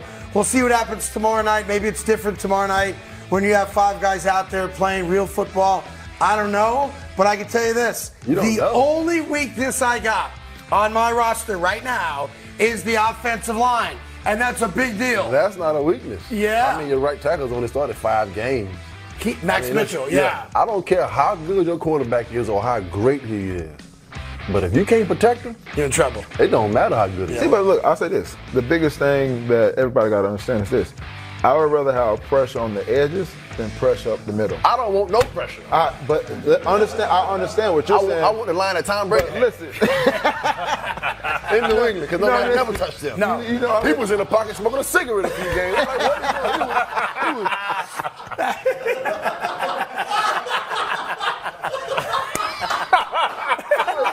this dude smoking a cigarette in the pocket. What's going on? He did have a long time. Yeah. And you don't know none of the offensive linemen names. They're like guys that you find like Wyoming or North Dakota State somewhere nobody never heard of. But he never got touched. Never got touched. That was crazy. Yeah, just country strong dudes in front of him. That's Until the Super Bowl. Yeah, the Giants changed that a little bit, a couple times too. No, it's a problem. It's a real problem for the Jets. I know Coach is trying to make it seem like we got time. It's not that big a deal. Dwayne Brown's coming back. There's no one else out there. There's not an available offensive lineman that you could just plug in a right tackle and go, whoo, we're good. Well, he said he got a couple cards in his pocket. The cards in his pocket are guys that are currently with the New York Jets. All I know is he said, we have Dwayne coming back. We have Beck who's going to try to get back healthy, but we still got a couple cards in our pockets. Yeah. I don't know what that card might be Elijah Vera Tucker being moved to right tackle. That card is a golf scorecard. Yeah, so we'll see what happens. I told you, when I played golf with Coach Solly, he did say, after the Carolina game, he will know in his heart if he's got the dogs to win it all. Right. So we will find out tomorrow night if Zach Wilson or TB12 from Green Bay, what's his name? The new backup quarterback, Tim Boy, whatever his name is, right? If those guys run their ass a lot and we can't run the ball and there's no protection, I will call Coach up and I'll find out if he's got the dogs. Yeah, and to win it all. You said to win it all, or just to make the playoffs? To win it all. He said he'll know after the game against Carolina. We have to make the playoffs first. Yeah. I'm sorry. It's been 13 years. We have to make the playoffs first. And you also said he had a foot wedge playing golf. So. No, that was Cody. Yeah, that was Cody. I can say Robert Sala did not cheat at golf. Cody, it's possible. Yeah, it's tough to beat somebody with a foot wedge. Foot wedge is my best club as well, so I'm with you, Cody. Why are you staring at me like that? That's honest to God fighting words. Accusing me of cheating at golf. Headline. You didn't play the first hole and said you broke didn't play the first hole. None of us played the first hole. It wasn't solely me. Still broke 80. The truth comes out. Yes, it always does. It always does, Plaxico Burress. It always does. Yeah, and he keeps dodging me on the golf course. This one over here. Way. Anyhow, what else you got, Coach? Headline 3. Chiefs unwilling to make Chris Jones highest paid defensive tackle. And as a report is out there right now, Aaron Donald still NFL's highest paid tackle right now at $31.6 million. But the question is, should they make him the highest paid tackle? Now, by the way, I want to be clear about this. He never asked to be made the highest paid defensive tackle. He wants to be the second highest paid. The problem with that is the Quinnen Williams deal upset the apple cart. Right now, Chris Jones wanted, according to everything I've seen and read from guys that do this for a living, is $30 million. He's not asking to beat Aaron Donald. He wants to be close. He wants to be number 2. The problem is that Quinnen Williams is at $24 million. And Kansas City right now is saying, we're not going to give you $6 million more per year than Quinnen Williams. That's the problem. His numbers don't even compare to Aaron Donald's, first off. Yeah, Aaron's out of the mix. Yeah, he's out of the mix. And I understand. He wants to be the second highest paid. Yeah. But at what number? 25 doesn't get it done. What is the number? I was told the number was 30. I'm sorry, because I know you want your money, and trust me, I want you to get your money. Yes. But $30 million. Yep. Whereas you got to be reasonable with the organization too. They're still trying to sign and redo Patrick Mahomes' contract also. Yep. So that's going to come first before they give you $30 million. Well, it's all about the guarantee also. Give me the guaranteed money over the deal of the contract. Give me all the guaranteed money.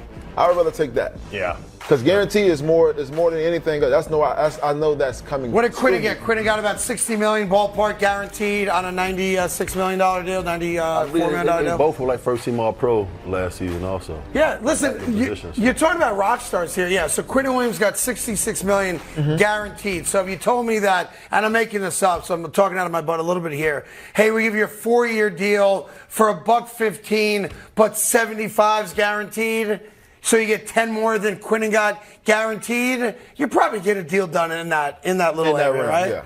So it will get done. Give me the guaranteed money over the long-term money, and I'm good. Like you said earlier, every day's $50,000 out of your pocket, and that's real money. It's come to $1 million, and you can't talk them into not taking it. They're taking it every day, $50,000. That is a lot of dough right there. Yes, it is. All right, we got much more coming up, including Jerry Jones and Dak Prescott. It is a real problem now. We'll explain why right after this. Welcome back to the Carton Show. Time for a little camping. Me and my boys like to go camping. Let's just take that in for a second. Look at the visit in the back. You got me in the back. You got Aaron Rodgers. Is that Josh Allen sitting on his lap? Sure is. You got a couple guys going fishing. We got some s'mores going. Is that Plax? Plax, why aren't you actually roasting anything? Why I ain't got no food on my stick? Yeah, what's going on? We're going to teach you at a camp. Plax is just lighting the stick. Oh, my God. I'm about to hit CDL. All right, let's start it off in Buffalo. This is something you're going to see a lot of. Josh Allen to Stephon Diggs. I mean, that's money right there. That's perfect. You can't throw a ball any better than that. So good job there. Looks like they're on the same page. They're not fighting with each other. No one's emotions are out of control. You're making this thing a bigger deal than what it really is, man. Well, it was a big deal. The coach they know what they got to do. They'll be just fine. They'll come in second place in the AFC, so all good there. Then you go back to New Jersey. My guy, Aaron Rodgers. The no-look pass. Oh, ain't that pretty to Malik Taylor, a guy you've not heard a lot of, but again, a little no-look action. That ain't no look. He's looking right at the guy. I didn't see it. And that is not on the run. He is backpedaling. That is not on the run. He's looking over here, and he's throwing over there. No, that is not on the run. I didn't see that coming. Because you weren't looking at me. From there, let's go to Dallas. Is there going to be a pick or a catch? Oh, it's Dak. It's probably a pick, right? CeeDee Lamb's wide open in the end zone. Not wide open, but makes a nice catch there. CeeDee Lamb's like, that's what I do. I catch touchdown passes. I'll give it to you one more time here. Dak Prescott to CeeDee Lamb. Tight coverage. And that's why he's going to get a lot of money from the Dallas Cowboys. And speaking of the Dallas Cowboys, Jerry Jones, yet again, had something to say about Dak. And I got to be honest, it gets more confusing every day. Listen to this. We need to get that ball out a little quicker. We need Dak to do less before the snap and then have less to look at after the snap. Right. Because he's very capable of handling the whole show, as you know. Yeah, sure. So I think that area right there, and then give him, and you probably saw it out there today, more than you would have had you been there every day over the last few years. He's got relief areas out there. Yeah, listen, it's confusing now, and it's every day. It's throwing all the picks. Now it's about we're dumbing the offense down. We're not dumbing the offense down. We got more to do. We got less to do. I don't know what's going on. If Dak is more than capable of handling the whole show, then why aren't they giving him the responsibility and the onus to run the show? Yeah. Because it sounds like to me is that they're taking the young Ben Roethlisberger approach in Pittsburgh is that we're going to call one play and we're going to run it. If it's a bad play, we're just going to stick with it. At his juncture in his career, as seasoned as he is, he's a veteran. He should be able to get on the center, know what coverage they're going to get into. If they're in a bad play, make an audible and put them into a better play. And that taking that away from him. And I always say that these guys in this league are too good nowadays to just call one play in the huddle and go out and run it and have success, even when you know it's a bad play when you call it and you line up against the defense. Yeah, doesn't that make it almost impossible to have any fluidity and consistency with an offense if the quarterback goes up there and he's not allowed to audibilize? Right? Because you play defense. We know as wide receivers and quarterbacks and running backs that we're in a play like in a 38 reach and they're in the 9 technique, and we know that the fullback has to get to the defensive end. We know right away, we're like, there's no way the fullback's going to be able to get him. Right. 3-yard loss. Got it. Those are the situations you run into. I'm just trying to figure out how can you say take less from him before snap and less for him after snap. Like, I'm confused on that part. Go ahead. How can you take less from him before the snap and then less after the snap? Because he still got to go through his reads. Right. You still got to figure out what you are, what the defense is in, how they're dropping, understanding what the blitz is coming from, see the blitz coming, getting the hot rod out, doing all this kind of stuff. So Plax is saying is right. You're saying, here's the play we're going to run. It's going to you. Yeah. If you're triple teamed, it don't matter. I'm giving the ball to you. Yeah. That's no way to win. It's predetermined. Yep. Yeah. I used to hate when I was in a situation where we used to be a 90 quick game. Because what does that mean? Like 90 game is 3-step drop. Everything is locked. Go ahead. So we would go and be like, 90-yard hitch, and they'd be in cover 2. So my hitch route is only 5 yards. So you basically turn it around right in front of the quarterback, and you're like, there's nowhere to go with the football because you're in a bad play because the quick game is locked. It has no conversions at all, and you run into cover 2 on that play.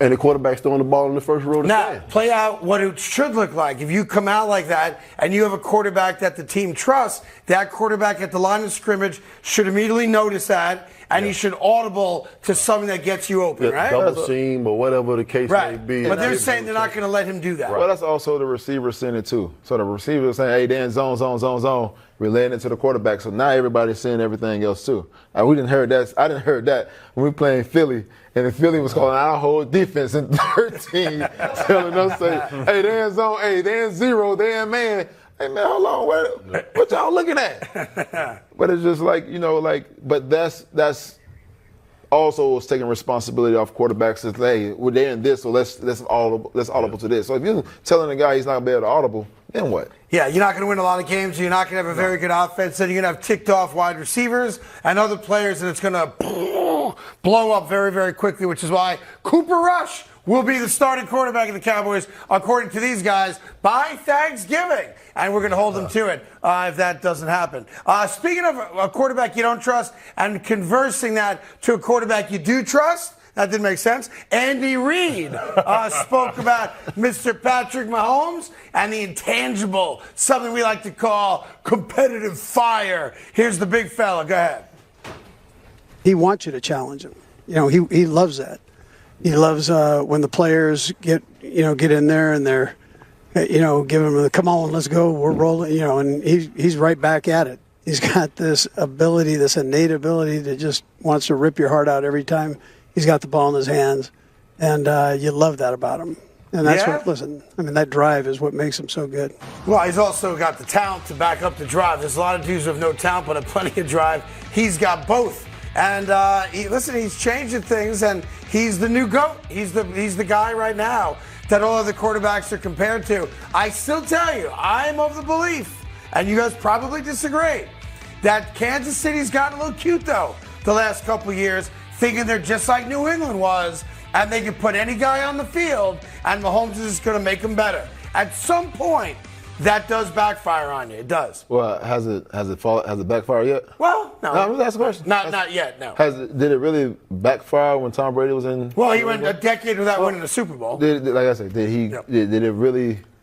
Because he's made the playoffs every single year still. Yeah, no, it did not backfire. No, it did not. I can't say that it did. How many Super Bowls did he win? In New England, he won 6. Okay, then that's all I want to know. So, how many did he? How many was he a part of? Is this question and answer segment? How many was he a part of? He went 6-10, right? Yeah, he went 6-9. Yeah, he went 6-10. Yeah. So hey, if it worked for him, why not? The most talented quarterback in the NFL. Why not? All I'm saying is, at some point, you got to maintain a certain level of talent. That's all I'm saying. And they're doing that. You got plenty of money. But they're doing that. Also, they're doing a great job of evaluating in the draft to bring in receivers. Right. That's what they're doing, a heck of a job. They can lose Tyreek Hill, yes. They lost him. They lost, what's his name? McCole Hardman. Yep, he's a So you lose him, right? But now they got was only there for a short time. He's gone, right? But Sammy Watkins. Yeah. But they're replacing guys. You got to get a young kid right now, Justin Ross, who's making huge strides in that offense right now. Right. I just think at some point you do have to be respectful that there are talented guys, and you need to bring some of them in. That's all. When you say that, it just shines a light more for me on Andy Reid more than anybody. Because if he can continue to just insert guys into this offense and on this team, I mean, I say that Travis Kelce is probably going to be the greatest pass catching tight end in NFL history by the time he's done. But they can. You look at Kadarius Toney, right? Just putting guys into the system, putting them into the puzzle, and making it work because you have 15 on the center. Yeah, it's funny. I look at it and I'm envious. I'm not gonna lie, because it's like, why in the world can't we get that kind of guy? Jets could have gotten Patrick Mahomes. Jets could have had Dan Marino, right? And I'm sitting there going, why am I a Jet fan? Because I have Aaron Rodgers. And for the first time, I can now compete with the likes of a Patrick Mahomes, or Joe Burrow, or Justin Herbert, or Trevor Lawrence. I've got the goods now. I can see Robert Salah saying right now, after week 6, saying, we still got time. Yeah. I can see that. It's a very tough schedule out of the gate, as you know. But I'll reiterate this again. He told me directly, after tomorrow's game against Carolina, he will know in his heart and soul if he's got a team good enough to make the run. You believe that? Really? Yeah. You really feel for the I don't think he's going to say that publicly. Like if they get abused against Carolina. Well, he might as well have said it publicly. He told you. No, but I have a deal. I don't say anything. I'm not that guy. You just did. What are you talking about? I didn't say anything. I'm not falling for the banana in the tailpipe. What are you talking about? Here's my rules. Oh, and man. Cody, you He might as well have got on Fox and just said it. Yeah. Because he told you. But you're going to tell it anyway. Because I have a rule. It's a simple rule. What's that? If you don't want me to say something, don't say it. Don't say it. That's not a rule. That's a rule. That's a rule.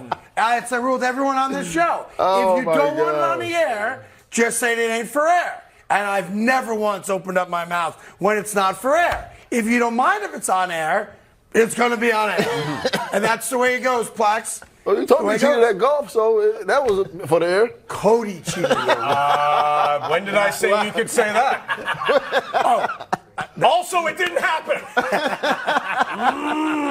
Cody said he shot a 96. I go, no, you didn't. You didn't play the first hole. And then I went back and looked, and what happened was it actually put it down because we didn't play the first hole. Right. It just automatically put down a bogey, which is accurate or not accurate, depending on what the course is. I'll say I give you the benefit of the doubt. Inaccurate. Oh, was I going to shoot a 12 on that hole, Craig? I don't know. The answer's no. I have no idea. First hole of the day is a tough hole to play, Cody. You know that. Oh, my God. All right, coming up, we have a little something called First in Football. That's right, all the top football stories. Talking a little Sauce Gardner, and we'll take a look back on the week in 60 seconds. All that coming up with so much more, including liking or spiking, and the guys hopefully arguing with each other. It's going to be great. I told you they gave him a 23andMe for Christmas, and it said that he was 40% interception. There was a chance, we have to acknowledge, that Greg Jennings was going to no-show today, as he has in the past, because he doesn't like Aaron Rodgers, and he doesn't want to celebrate 8-8 Day. Giancarlo Stanton has given up, and he's a waste of space. And the New York Yankees should get their money back from this disgusting effort. Do you see the trail of smoke with your credibility flying out the window? You see that?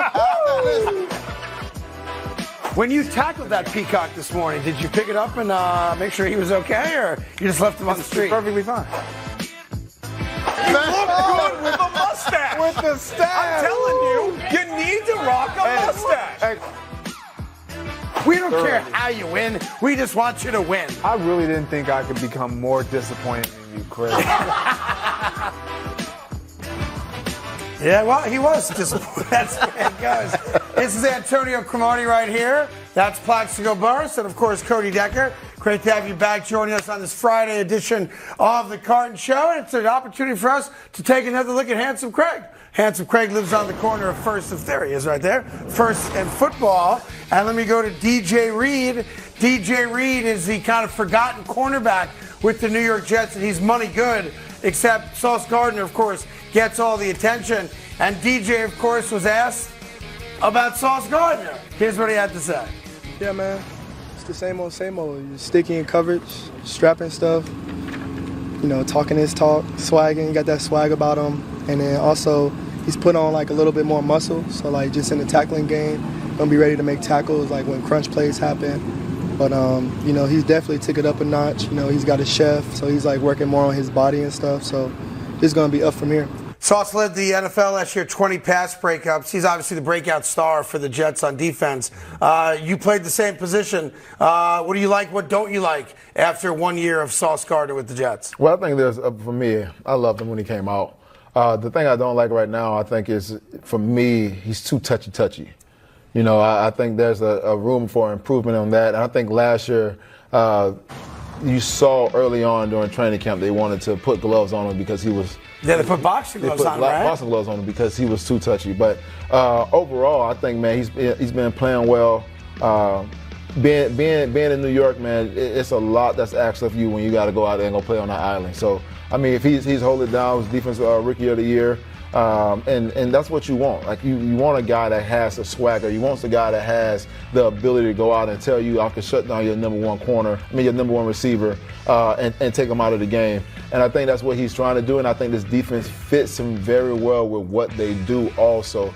And gotta give credit to the other guy. DJ Reed. DJ Reed, stop. I think a guy that doesn't get enough credit also that's in that secondary that plays phenomenal in that secondary is DJ Reed. So you got two corners that you can complement each other very well. How much plaques, and both of you guys, we saw in Hard Knocks the first week that him lining up against Garrett Wilson, and on the sideline the coaching staff's like, they're going to make each other great because they're both really good at what they do. How much of that is BS? How much of that is real? Like, if you lined up against a certain cornerback or safety, or you were guarding a certain wide receiver in your guys' career, does that make a difference? Oh, 100%. Like, you think about this. I had Plex. Right. I had Braylon Edwards. I had Santonio Holmes. You had Jericho Cotchery. So those, they're all different type of receivers. Yep, size-wise, speed-wise, all that. But the thing about what they did in practice was they came to freaking practice. Practice was not practice. Practice was game tempo for us. Like, that makes you better as a football player. That makes you better as a cornerback, a better receiver, because we're pulling the competitive side out of each other every single time we match up. And if you beat me, you know we're finna go for the next 10 minutes in one-on-ones. So you know it's finna be one-on-one all day, but it brings out the competitive side in you every single day, and I think that's what it happens. Yeah, to piggyback off of what he's saying is that, we used to have one-on-ones every day in training camp. And the competitiveness of the one-on-ones got to the point to where Rex came into the meeting the next day. He was like, we don't even have to practice. We can just sell tickets with the wide receivers and the defensive backs going one-on-one because that's how competitive it was. Yeah. It was just, we all, we teammates and different things like that. But when you out there competing, like man on man, and you trying to impose your will on this guy and trying to dominate him, and everybody has that same mentality. I'm not gonna let you beat me, and I'm not gonna let you stop me. He's not gonna let nobody catch a ball on him. It's contagious, and it goes around the team, and it creates this aura offensively and defensively that, listen, if we keep practicing at this level and this rate, then we're gonna be tough. And with Rex being the head coach, how much trash talk was there between guys on reps? Oh, Rex, you talk trash all day. Rex talk trash. I know. So practice was fun. Yep. But at the same time, Rex let us compete. It didn't matter. He let us compete, have fun. And, I got in trouble a few times for knocking receivers out, Stephen Hill on the goal line. but it was like, all right, Crow, we understand. You was pissed off. Like, It wasn't like, hey, nah, Crow, that's bullcrap. But I always was a guy that come back and apologize, whatever. Because at the end of the day, I got to be that teammate to our team. We got to be in this together. There's no. I vaguely remember you breaking guys' ribs in practice. Yeah, I broke guys' ribs. That's a different story. All right, let's move on from there then and go to second in football. Anthony Richardson. A lot of people want to see this kid play, and you're going to get a chance to do it. He gets to start his first preseason game. What did he have to say about the opportunity? Go ahead. I get to go out there and showcase what I'm able to do with the ones a little bit. And the first NFL experience, I'm excited for it, but same rodeo, just get to play ball again. Get a victory, first NFL experience. Just try to get a victory, just showcase, my talents, my ability, and just be a leader and just push the team. Colts Bills tomorrow, 1 o'clock. Victory. Yeah, victory. And that is a 245-pound starting quarterback. And I've said he is the most NFL-ready quarterback out of all the quarterbacks that came into the draft. And he did not play a lot in college. Ahead of Bryce Young. You talking about body-wise?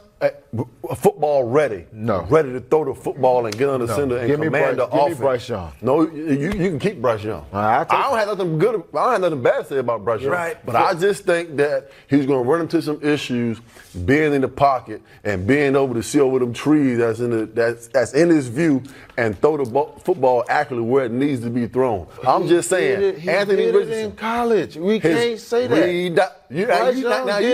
College is not professional. It's not.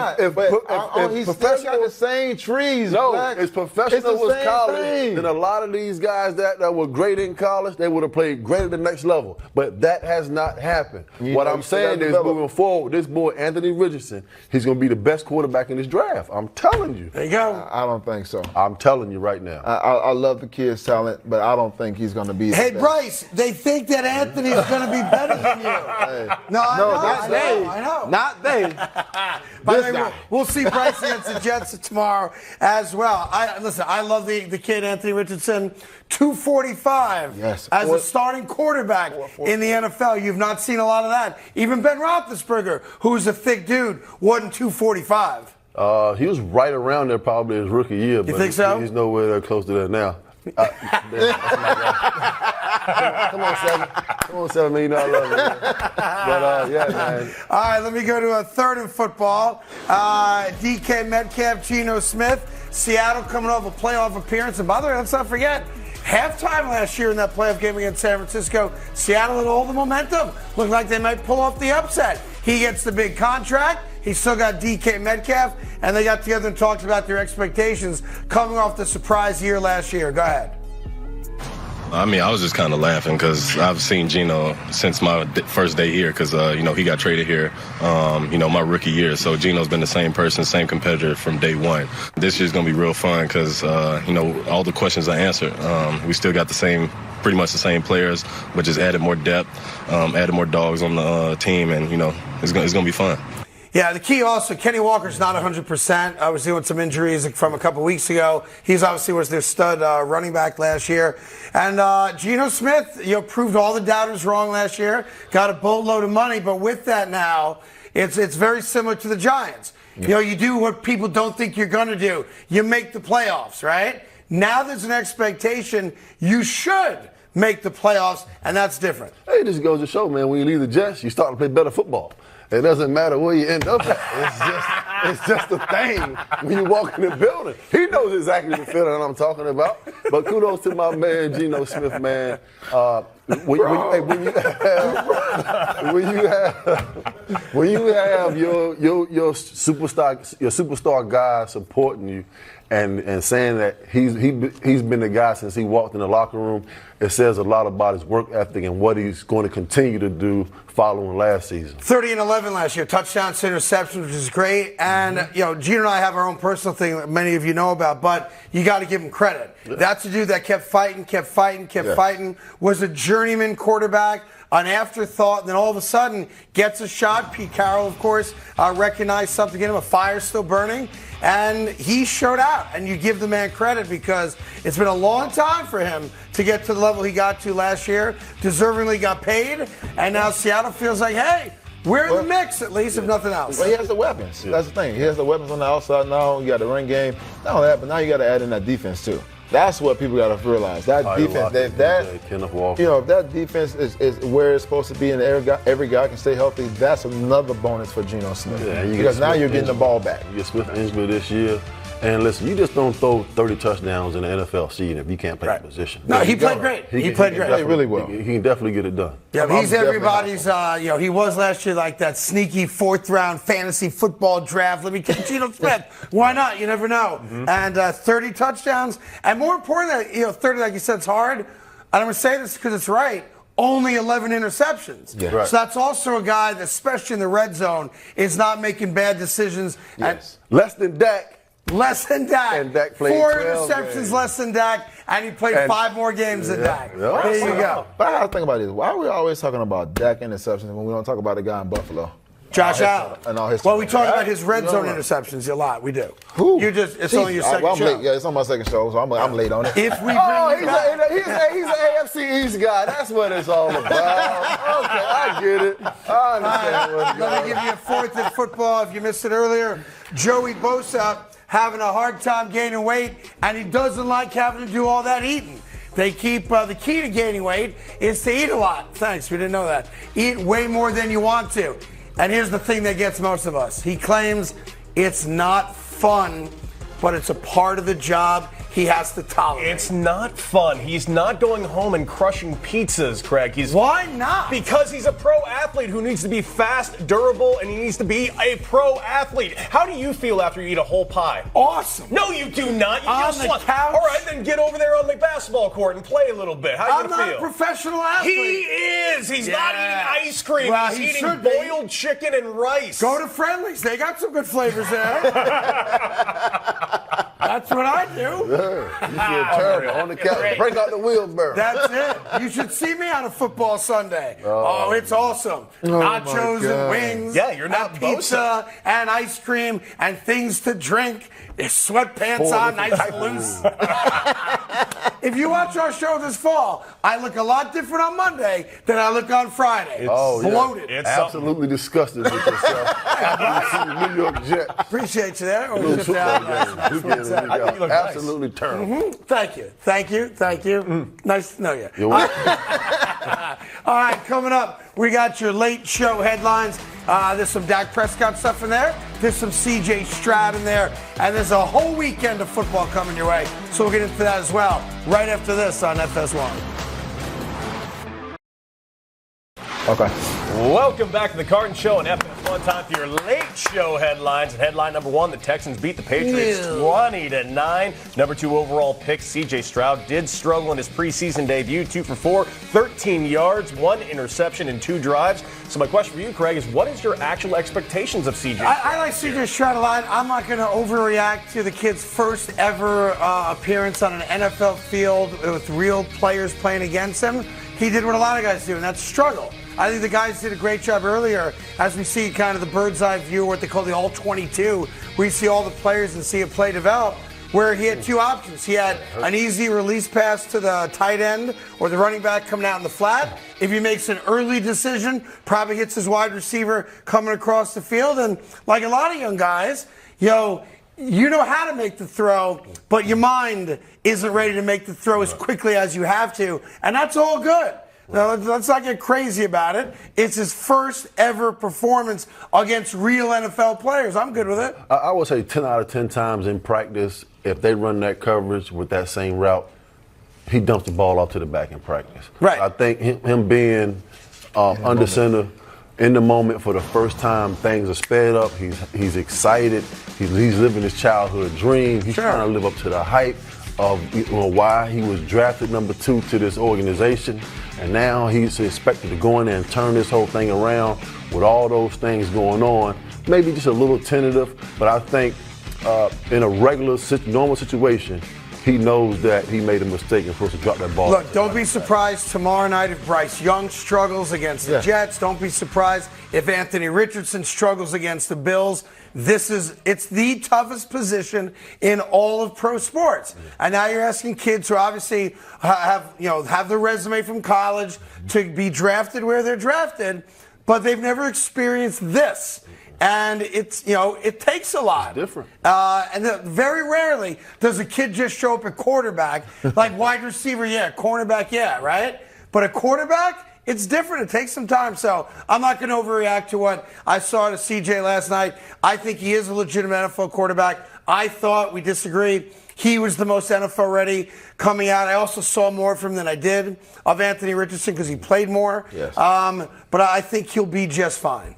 Well, headline number 2, a lot of contradictory things being said about Dak Prescott in Dallas. He can, no DNA, everything, interceptions, no interceptions. Jerry Jones had an interview yesterday where he had this word salad to say.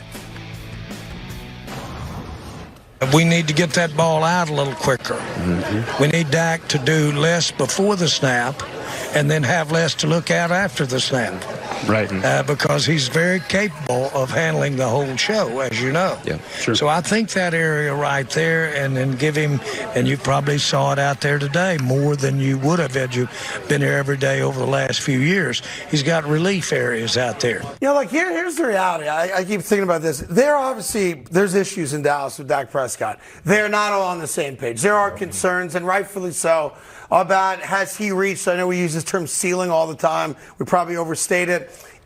Maybe we know what Dak Prescott is. Yeah. And to be fair to Dak, he has had some great regular seasons statistically, the kinds that you would compare to any other quarterback in the league. Wins. The problem is, you're the Dallas Cowboys. You haven't won in 25 years. He's supposed to be the guy with all that talent now around him to lead you to a Super Bowl appearance. And the more they talk about Dak in the manner that they're talking about him, the more I feel like they're telling you, we're just not sure if he's the dude. And the other thing is when Jerry says this, is it you trust him or you don't trust him? That's the really question. Do you trust him or you don't? Do you have the confidence in this quarterback to take you to where you want to be? That's the ultimate question. And I think they did. They paid him. And I'm not sure if they do anymore. Now, no one's saying Cooper Rush is better or would lead them there. But every time they have these conversations where he needs to do this, I'm not sure if he can do that. We're dumbing it down. We're not dumbing it down. Bop, bop, bop, bop, bop. And then in the background, you get the little ad. And by the way, Cooper Rush was pretty good. They're telling you we are not fully sold in the moment that Dak is going to do what we all expect him to do. Oh, yeah. I'm just trying to figure out what Jerry Jones means when he says he has relief areas out there. Yeah. I would assume that means, crossing routes, built-in hot reads, and taking it back in the flats instead of, lining up in 2nd and 10 and putting yourself in a 2nd and 6 or 2nd and 7 situation where he has relief. I would assume that's what he was referring to. Yeah, well, the guy that did the interview, I guess, didn't ask the question. So I was about to say, but the thing about it, I was about to say relief, but don't you want him to do less after the snap? So what am I doing after the snap? If have him do less after the snap to point to where he's like in a West Coast offense, and he doesn't have to make those hot adjustments, reads on the spot. They're already built in. Yep. I mean, I understand that, but we're going to have a check down Charlie. That's what it sounds like to me. And the guy has had some great regular seasons, but there's clearly a lack of confidence in the moment in Dak. Now, that could be all thrown out the window. Dallas comes out and beats the Giants opening night, and he throws for 3 touchdowns and 350. All of a sudden, people are going to now say, oh, the Cowboys are going to the Super Bowl. It goes up and down. That's what the Dallas Cowboys do. What else you got, Codes? That is it right now. Oh, sorry. No, headline number 3. Chris Jones is apparently the Chiefs are unwilling to pay Chris Jones highest paid defensive tackle in the NFL. That's the report. I hate this story and I hate the report, and I'll tell you why. Why? And I'm sorry to interrupt you. It bothers me. At no point has Chris Jones ever said, I need to make more money than Aaron Donald.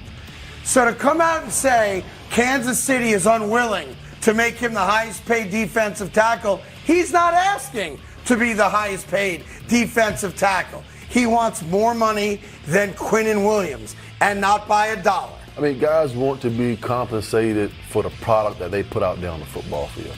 If you look at these two guys up top, Aaron Donald and Quinnen Williams, he's right there, 2nd and 3rd above. I would say he's a little better than Dexter Lawrence, but I would also throw Fletcher Cox in that mix where I think he's in the top 5. Sure. But for him to take this stance and to sit out and acquire more money, there's nothing wrong with it. He doesn't want to be paid the highest defensive tackle. He just wants to be paid according to what his stats are alongside Quinnen Williams. Yep, and his stats are better than Quinnen. I'll be fair about it. And he is the best player on defense Kansas City's got. Yes. And they're not winning the Super Bowl if he's not there. So obviously more later in the season as opposed to in September for sure. But he never said, I want more money than Aaron Donald.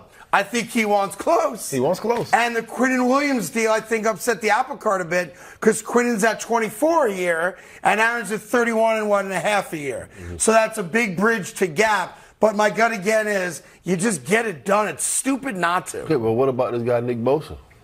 I mean, I know he's a defensive end, but does that come into play with the defensive tackles when they're going to get their contract? I don't think so, but more on that coming up in the days ahead. We may even discuss about ourselves during the break. We got one more segment to go. We got Lamar looking pretty good as we go NFL camping. We got Like It or Spike It, and we have a surprise guest coming on the show as well right after this on FS1. All right, welcome back. Before we get out of here for the weekend, me and my boys love that NFL camping. We sure do. So let's start off with Lamar Jackson. Lamar Jackson, a little legs, a little arms, and a little Mark Andrews right here. There's Lamar rolling to his left, finds his favorite target, one of the most unheralded tight ends in football. Do not sleep on Mark Andrews, fantasy football players. And that's Lamar Jackson out in Baltimore, looking very, very good. From there, we go to Chicago. Justin Fields looking pretty sharp out of the pocket right there. Good pass, good catch. Mm-hmm. Chicago hopes to see a lot more of that this year, meaning him not running for his life and making good decisions out of the pocket and throwing the ball down the field. So Justin Fields right there looking pretty good. And then, of course, only one way to end it, the no-look Aaron Rodgers pass. The flick of the wrist. Woo! Looking right at the guy. Woo! And he's not on the run. He's shuffling back. Whatever. It's a complete pass That's not on the to run. Malik Taylor. He almost came to a complete stop. He scrambled out of the pocket. That is not on the run. They're telling me we do have a surprise guest on the show. So from NFL Camping, why don't we go to my main man, Carlos Burris, right now, who's checking in on the show with a little video. Carlos, what do you got, buddy? I'd like to shout out and say happy birthday to my big bro, Super Bowl champion, Plexico Burris. Happy birthday, big bro. It is your birthday tomorrow. Plaxico turned 60. And we were told you got to put the birthday crown on, buddy. It's beautiful. Now, we were told that your favorite thing is the brownie. I do love a Jet. quality brownie. We got you the Jet. I do love a quality brownie. We got you the Jet birthday brownie. We're going to celebrate. The confetti. Happy birthday to Plaxico Burris. Oh, man. I do love a quality brownie, though. He loves the quality brownie. That brings us to like it or spike it. I probably did that out of order a little bit. Sorry about that, guys. Like it or spike it. Marshawn Lynch was at Raiders practice. Let's take a look at this, see if we like it or spike it. There you go. All right. That's Ravens practice, not Raiders practice, obviously. There's Marshawn, little beast mode. Do I like it? Yeah, why not? Yeah. Former players saying hi to some of the guys. I like That's Zay Flowers right there. I can almost guarantee you that guy does not need a credential to get in any training camp or stadium. Just show up. Just show up. My face is my ID, right? And let me give you Conor McGregor boxing with his son. There you go. Ooh, nice body shot. Look nice. There you go. Teaching the kid how to defend himself. Conor looks thick, though. We can get into that another day. I like it. Father-son, can't go wrong with that. I like father-son moment. That's it, as a father-son moment. Also, no doubt about it. What are the big plans for your birthday, Plax? Oh, man, just, try to enjoy a little vacation. Little vacation. I got you a gift as well. Going back to the last time you were here last week. Because of your age. Ben Gay might come They still make this? Ultra strip. Just in case. Appreciate you. Have a great birthday. Thank you. Good job. Appreciate you being here as well. Have a great weekend. We'll see you.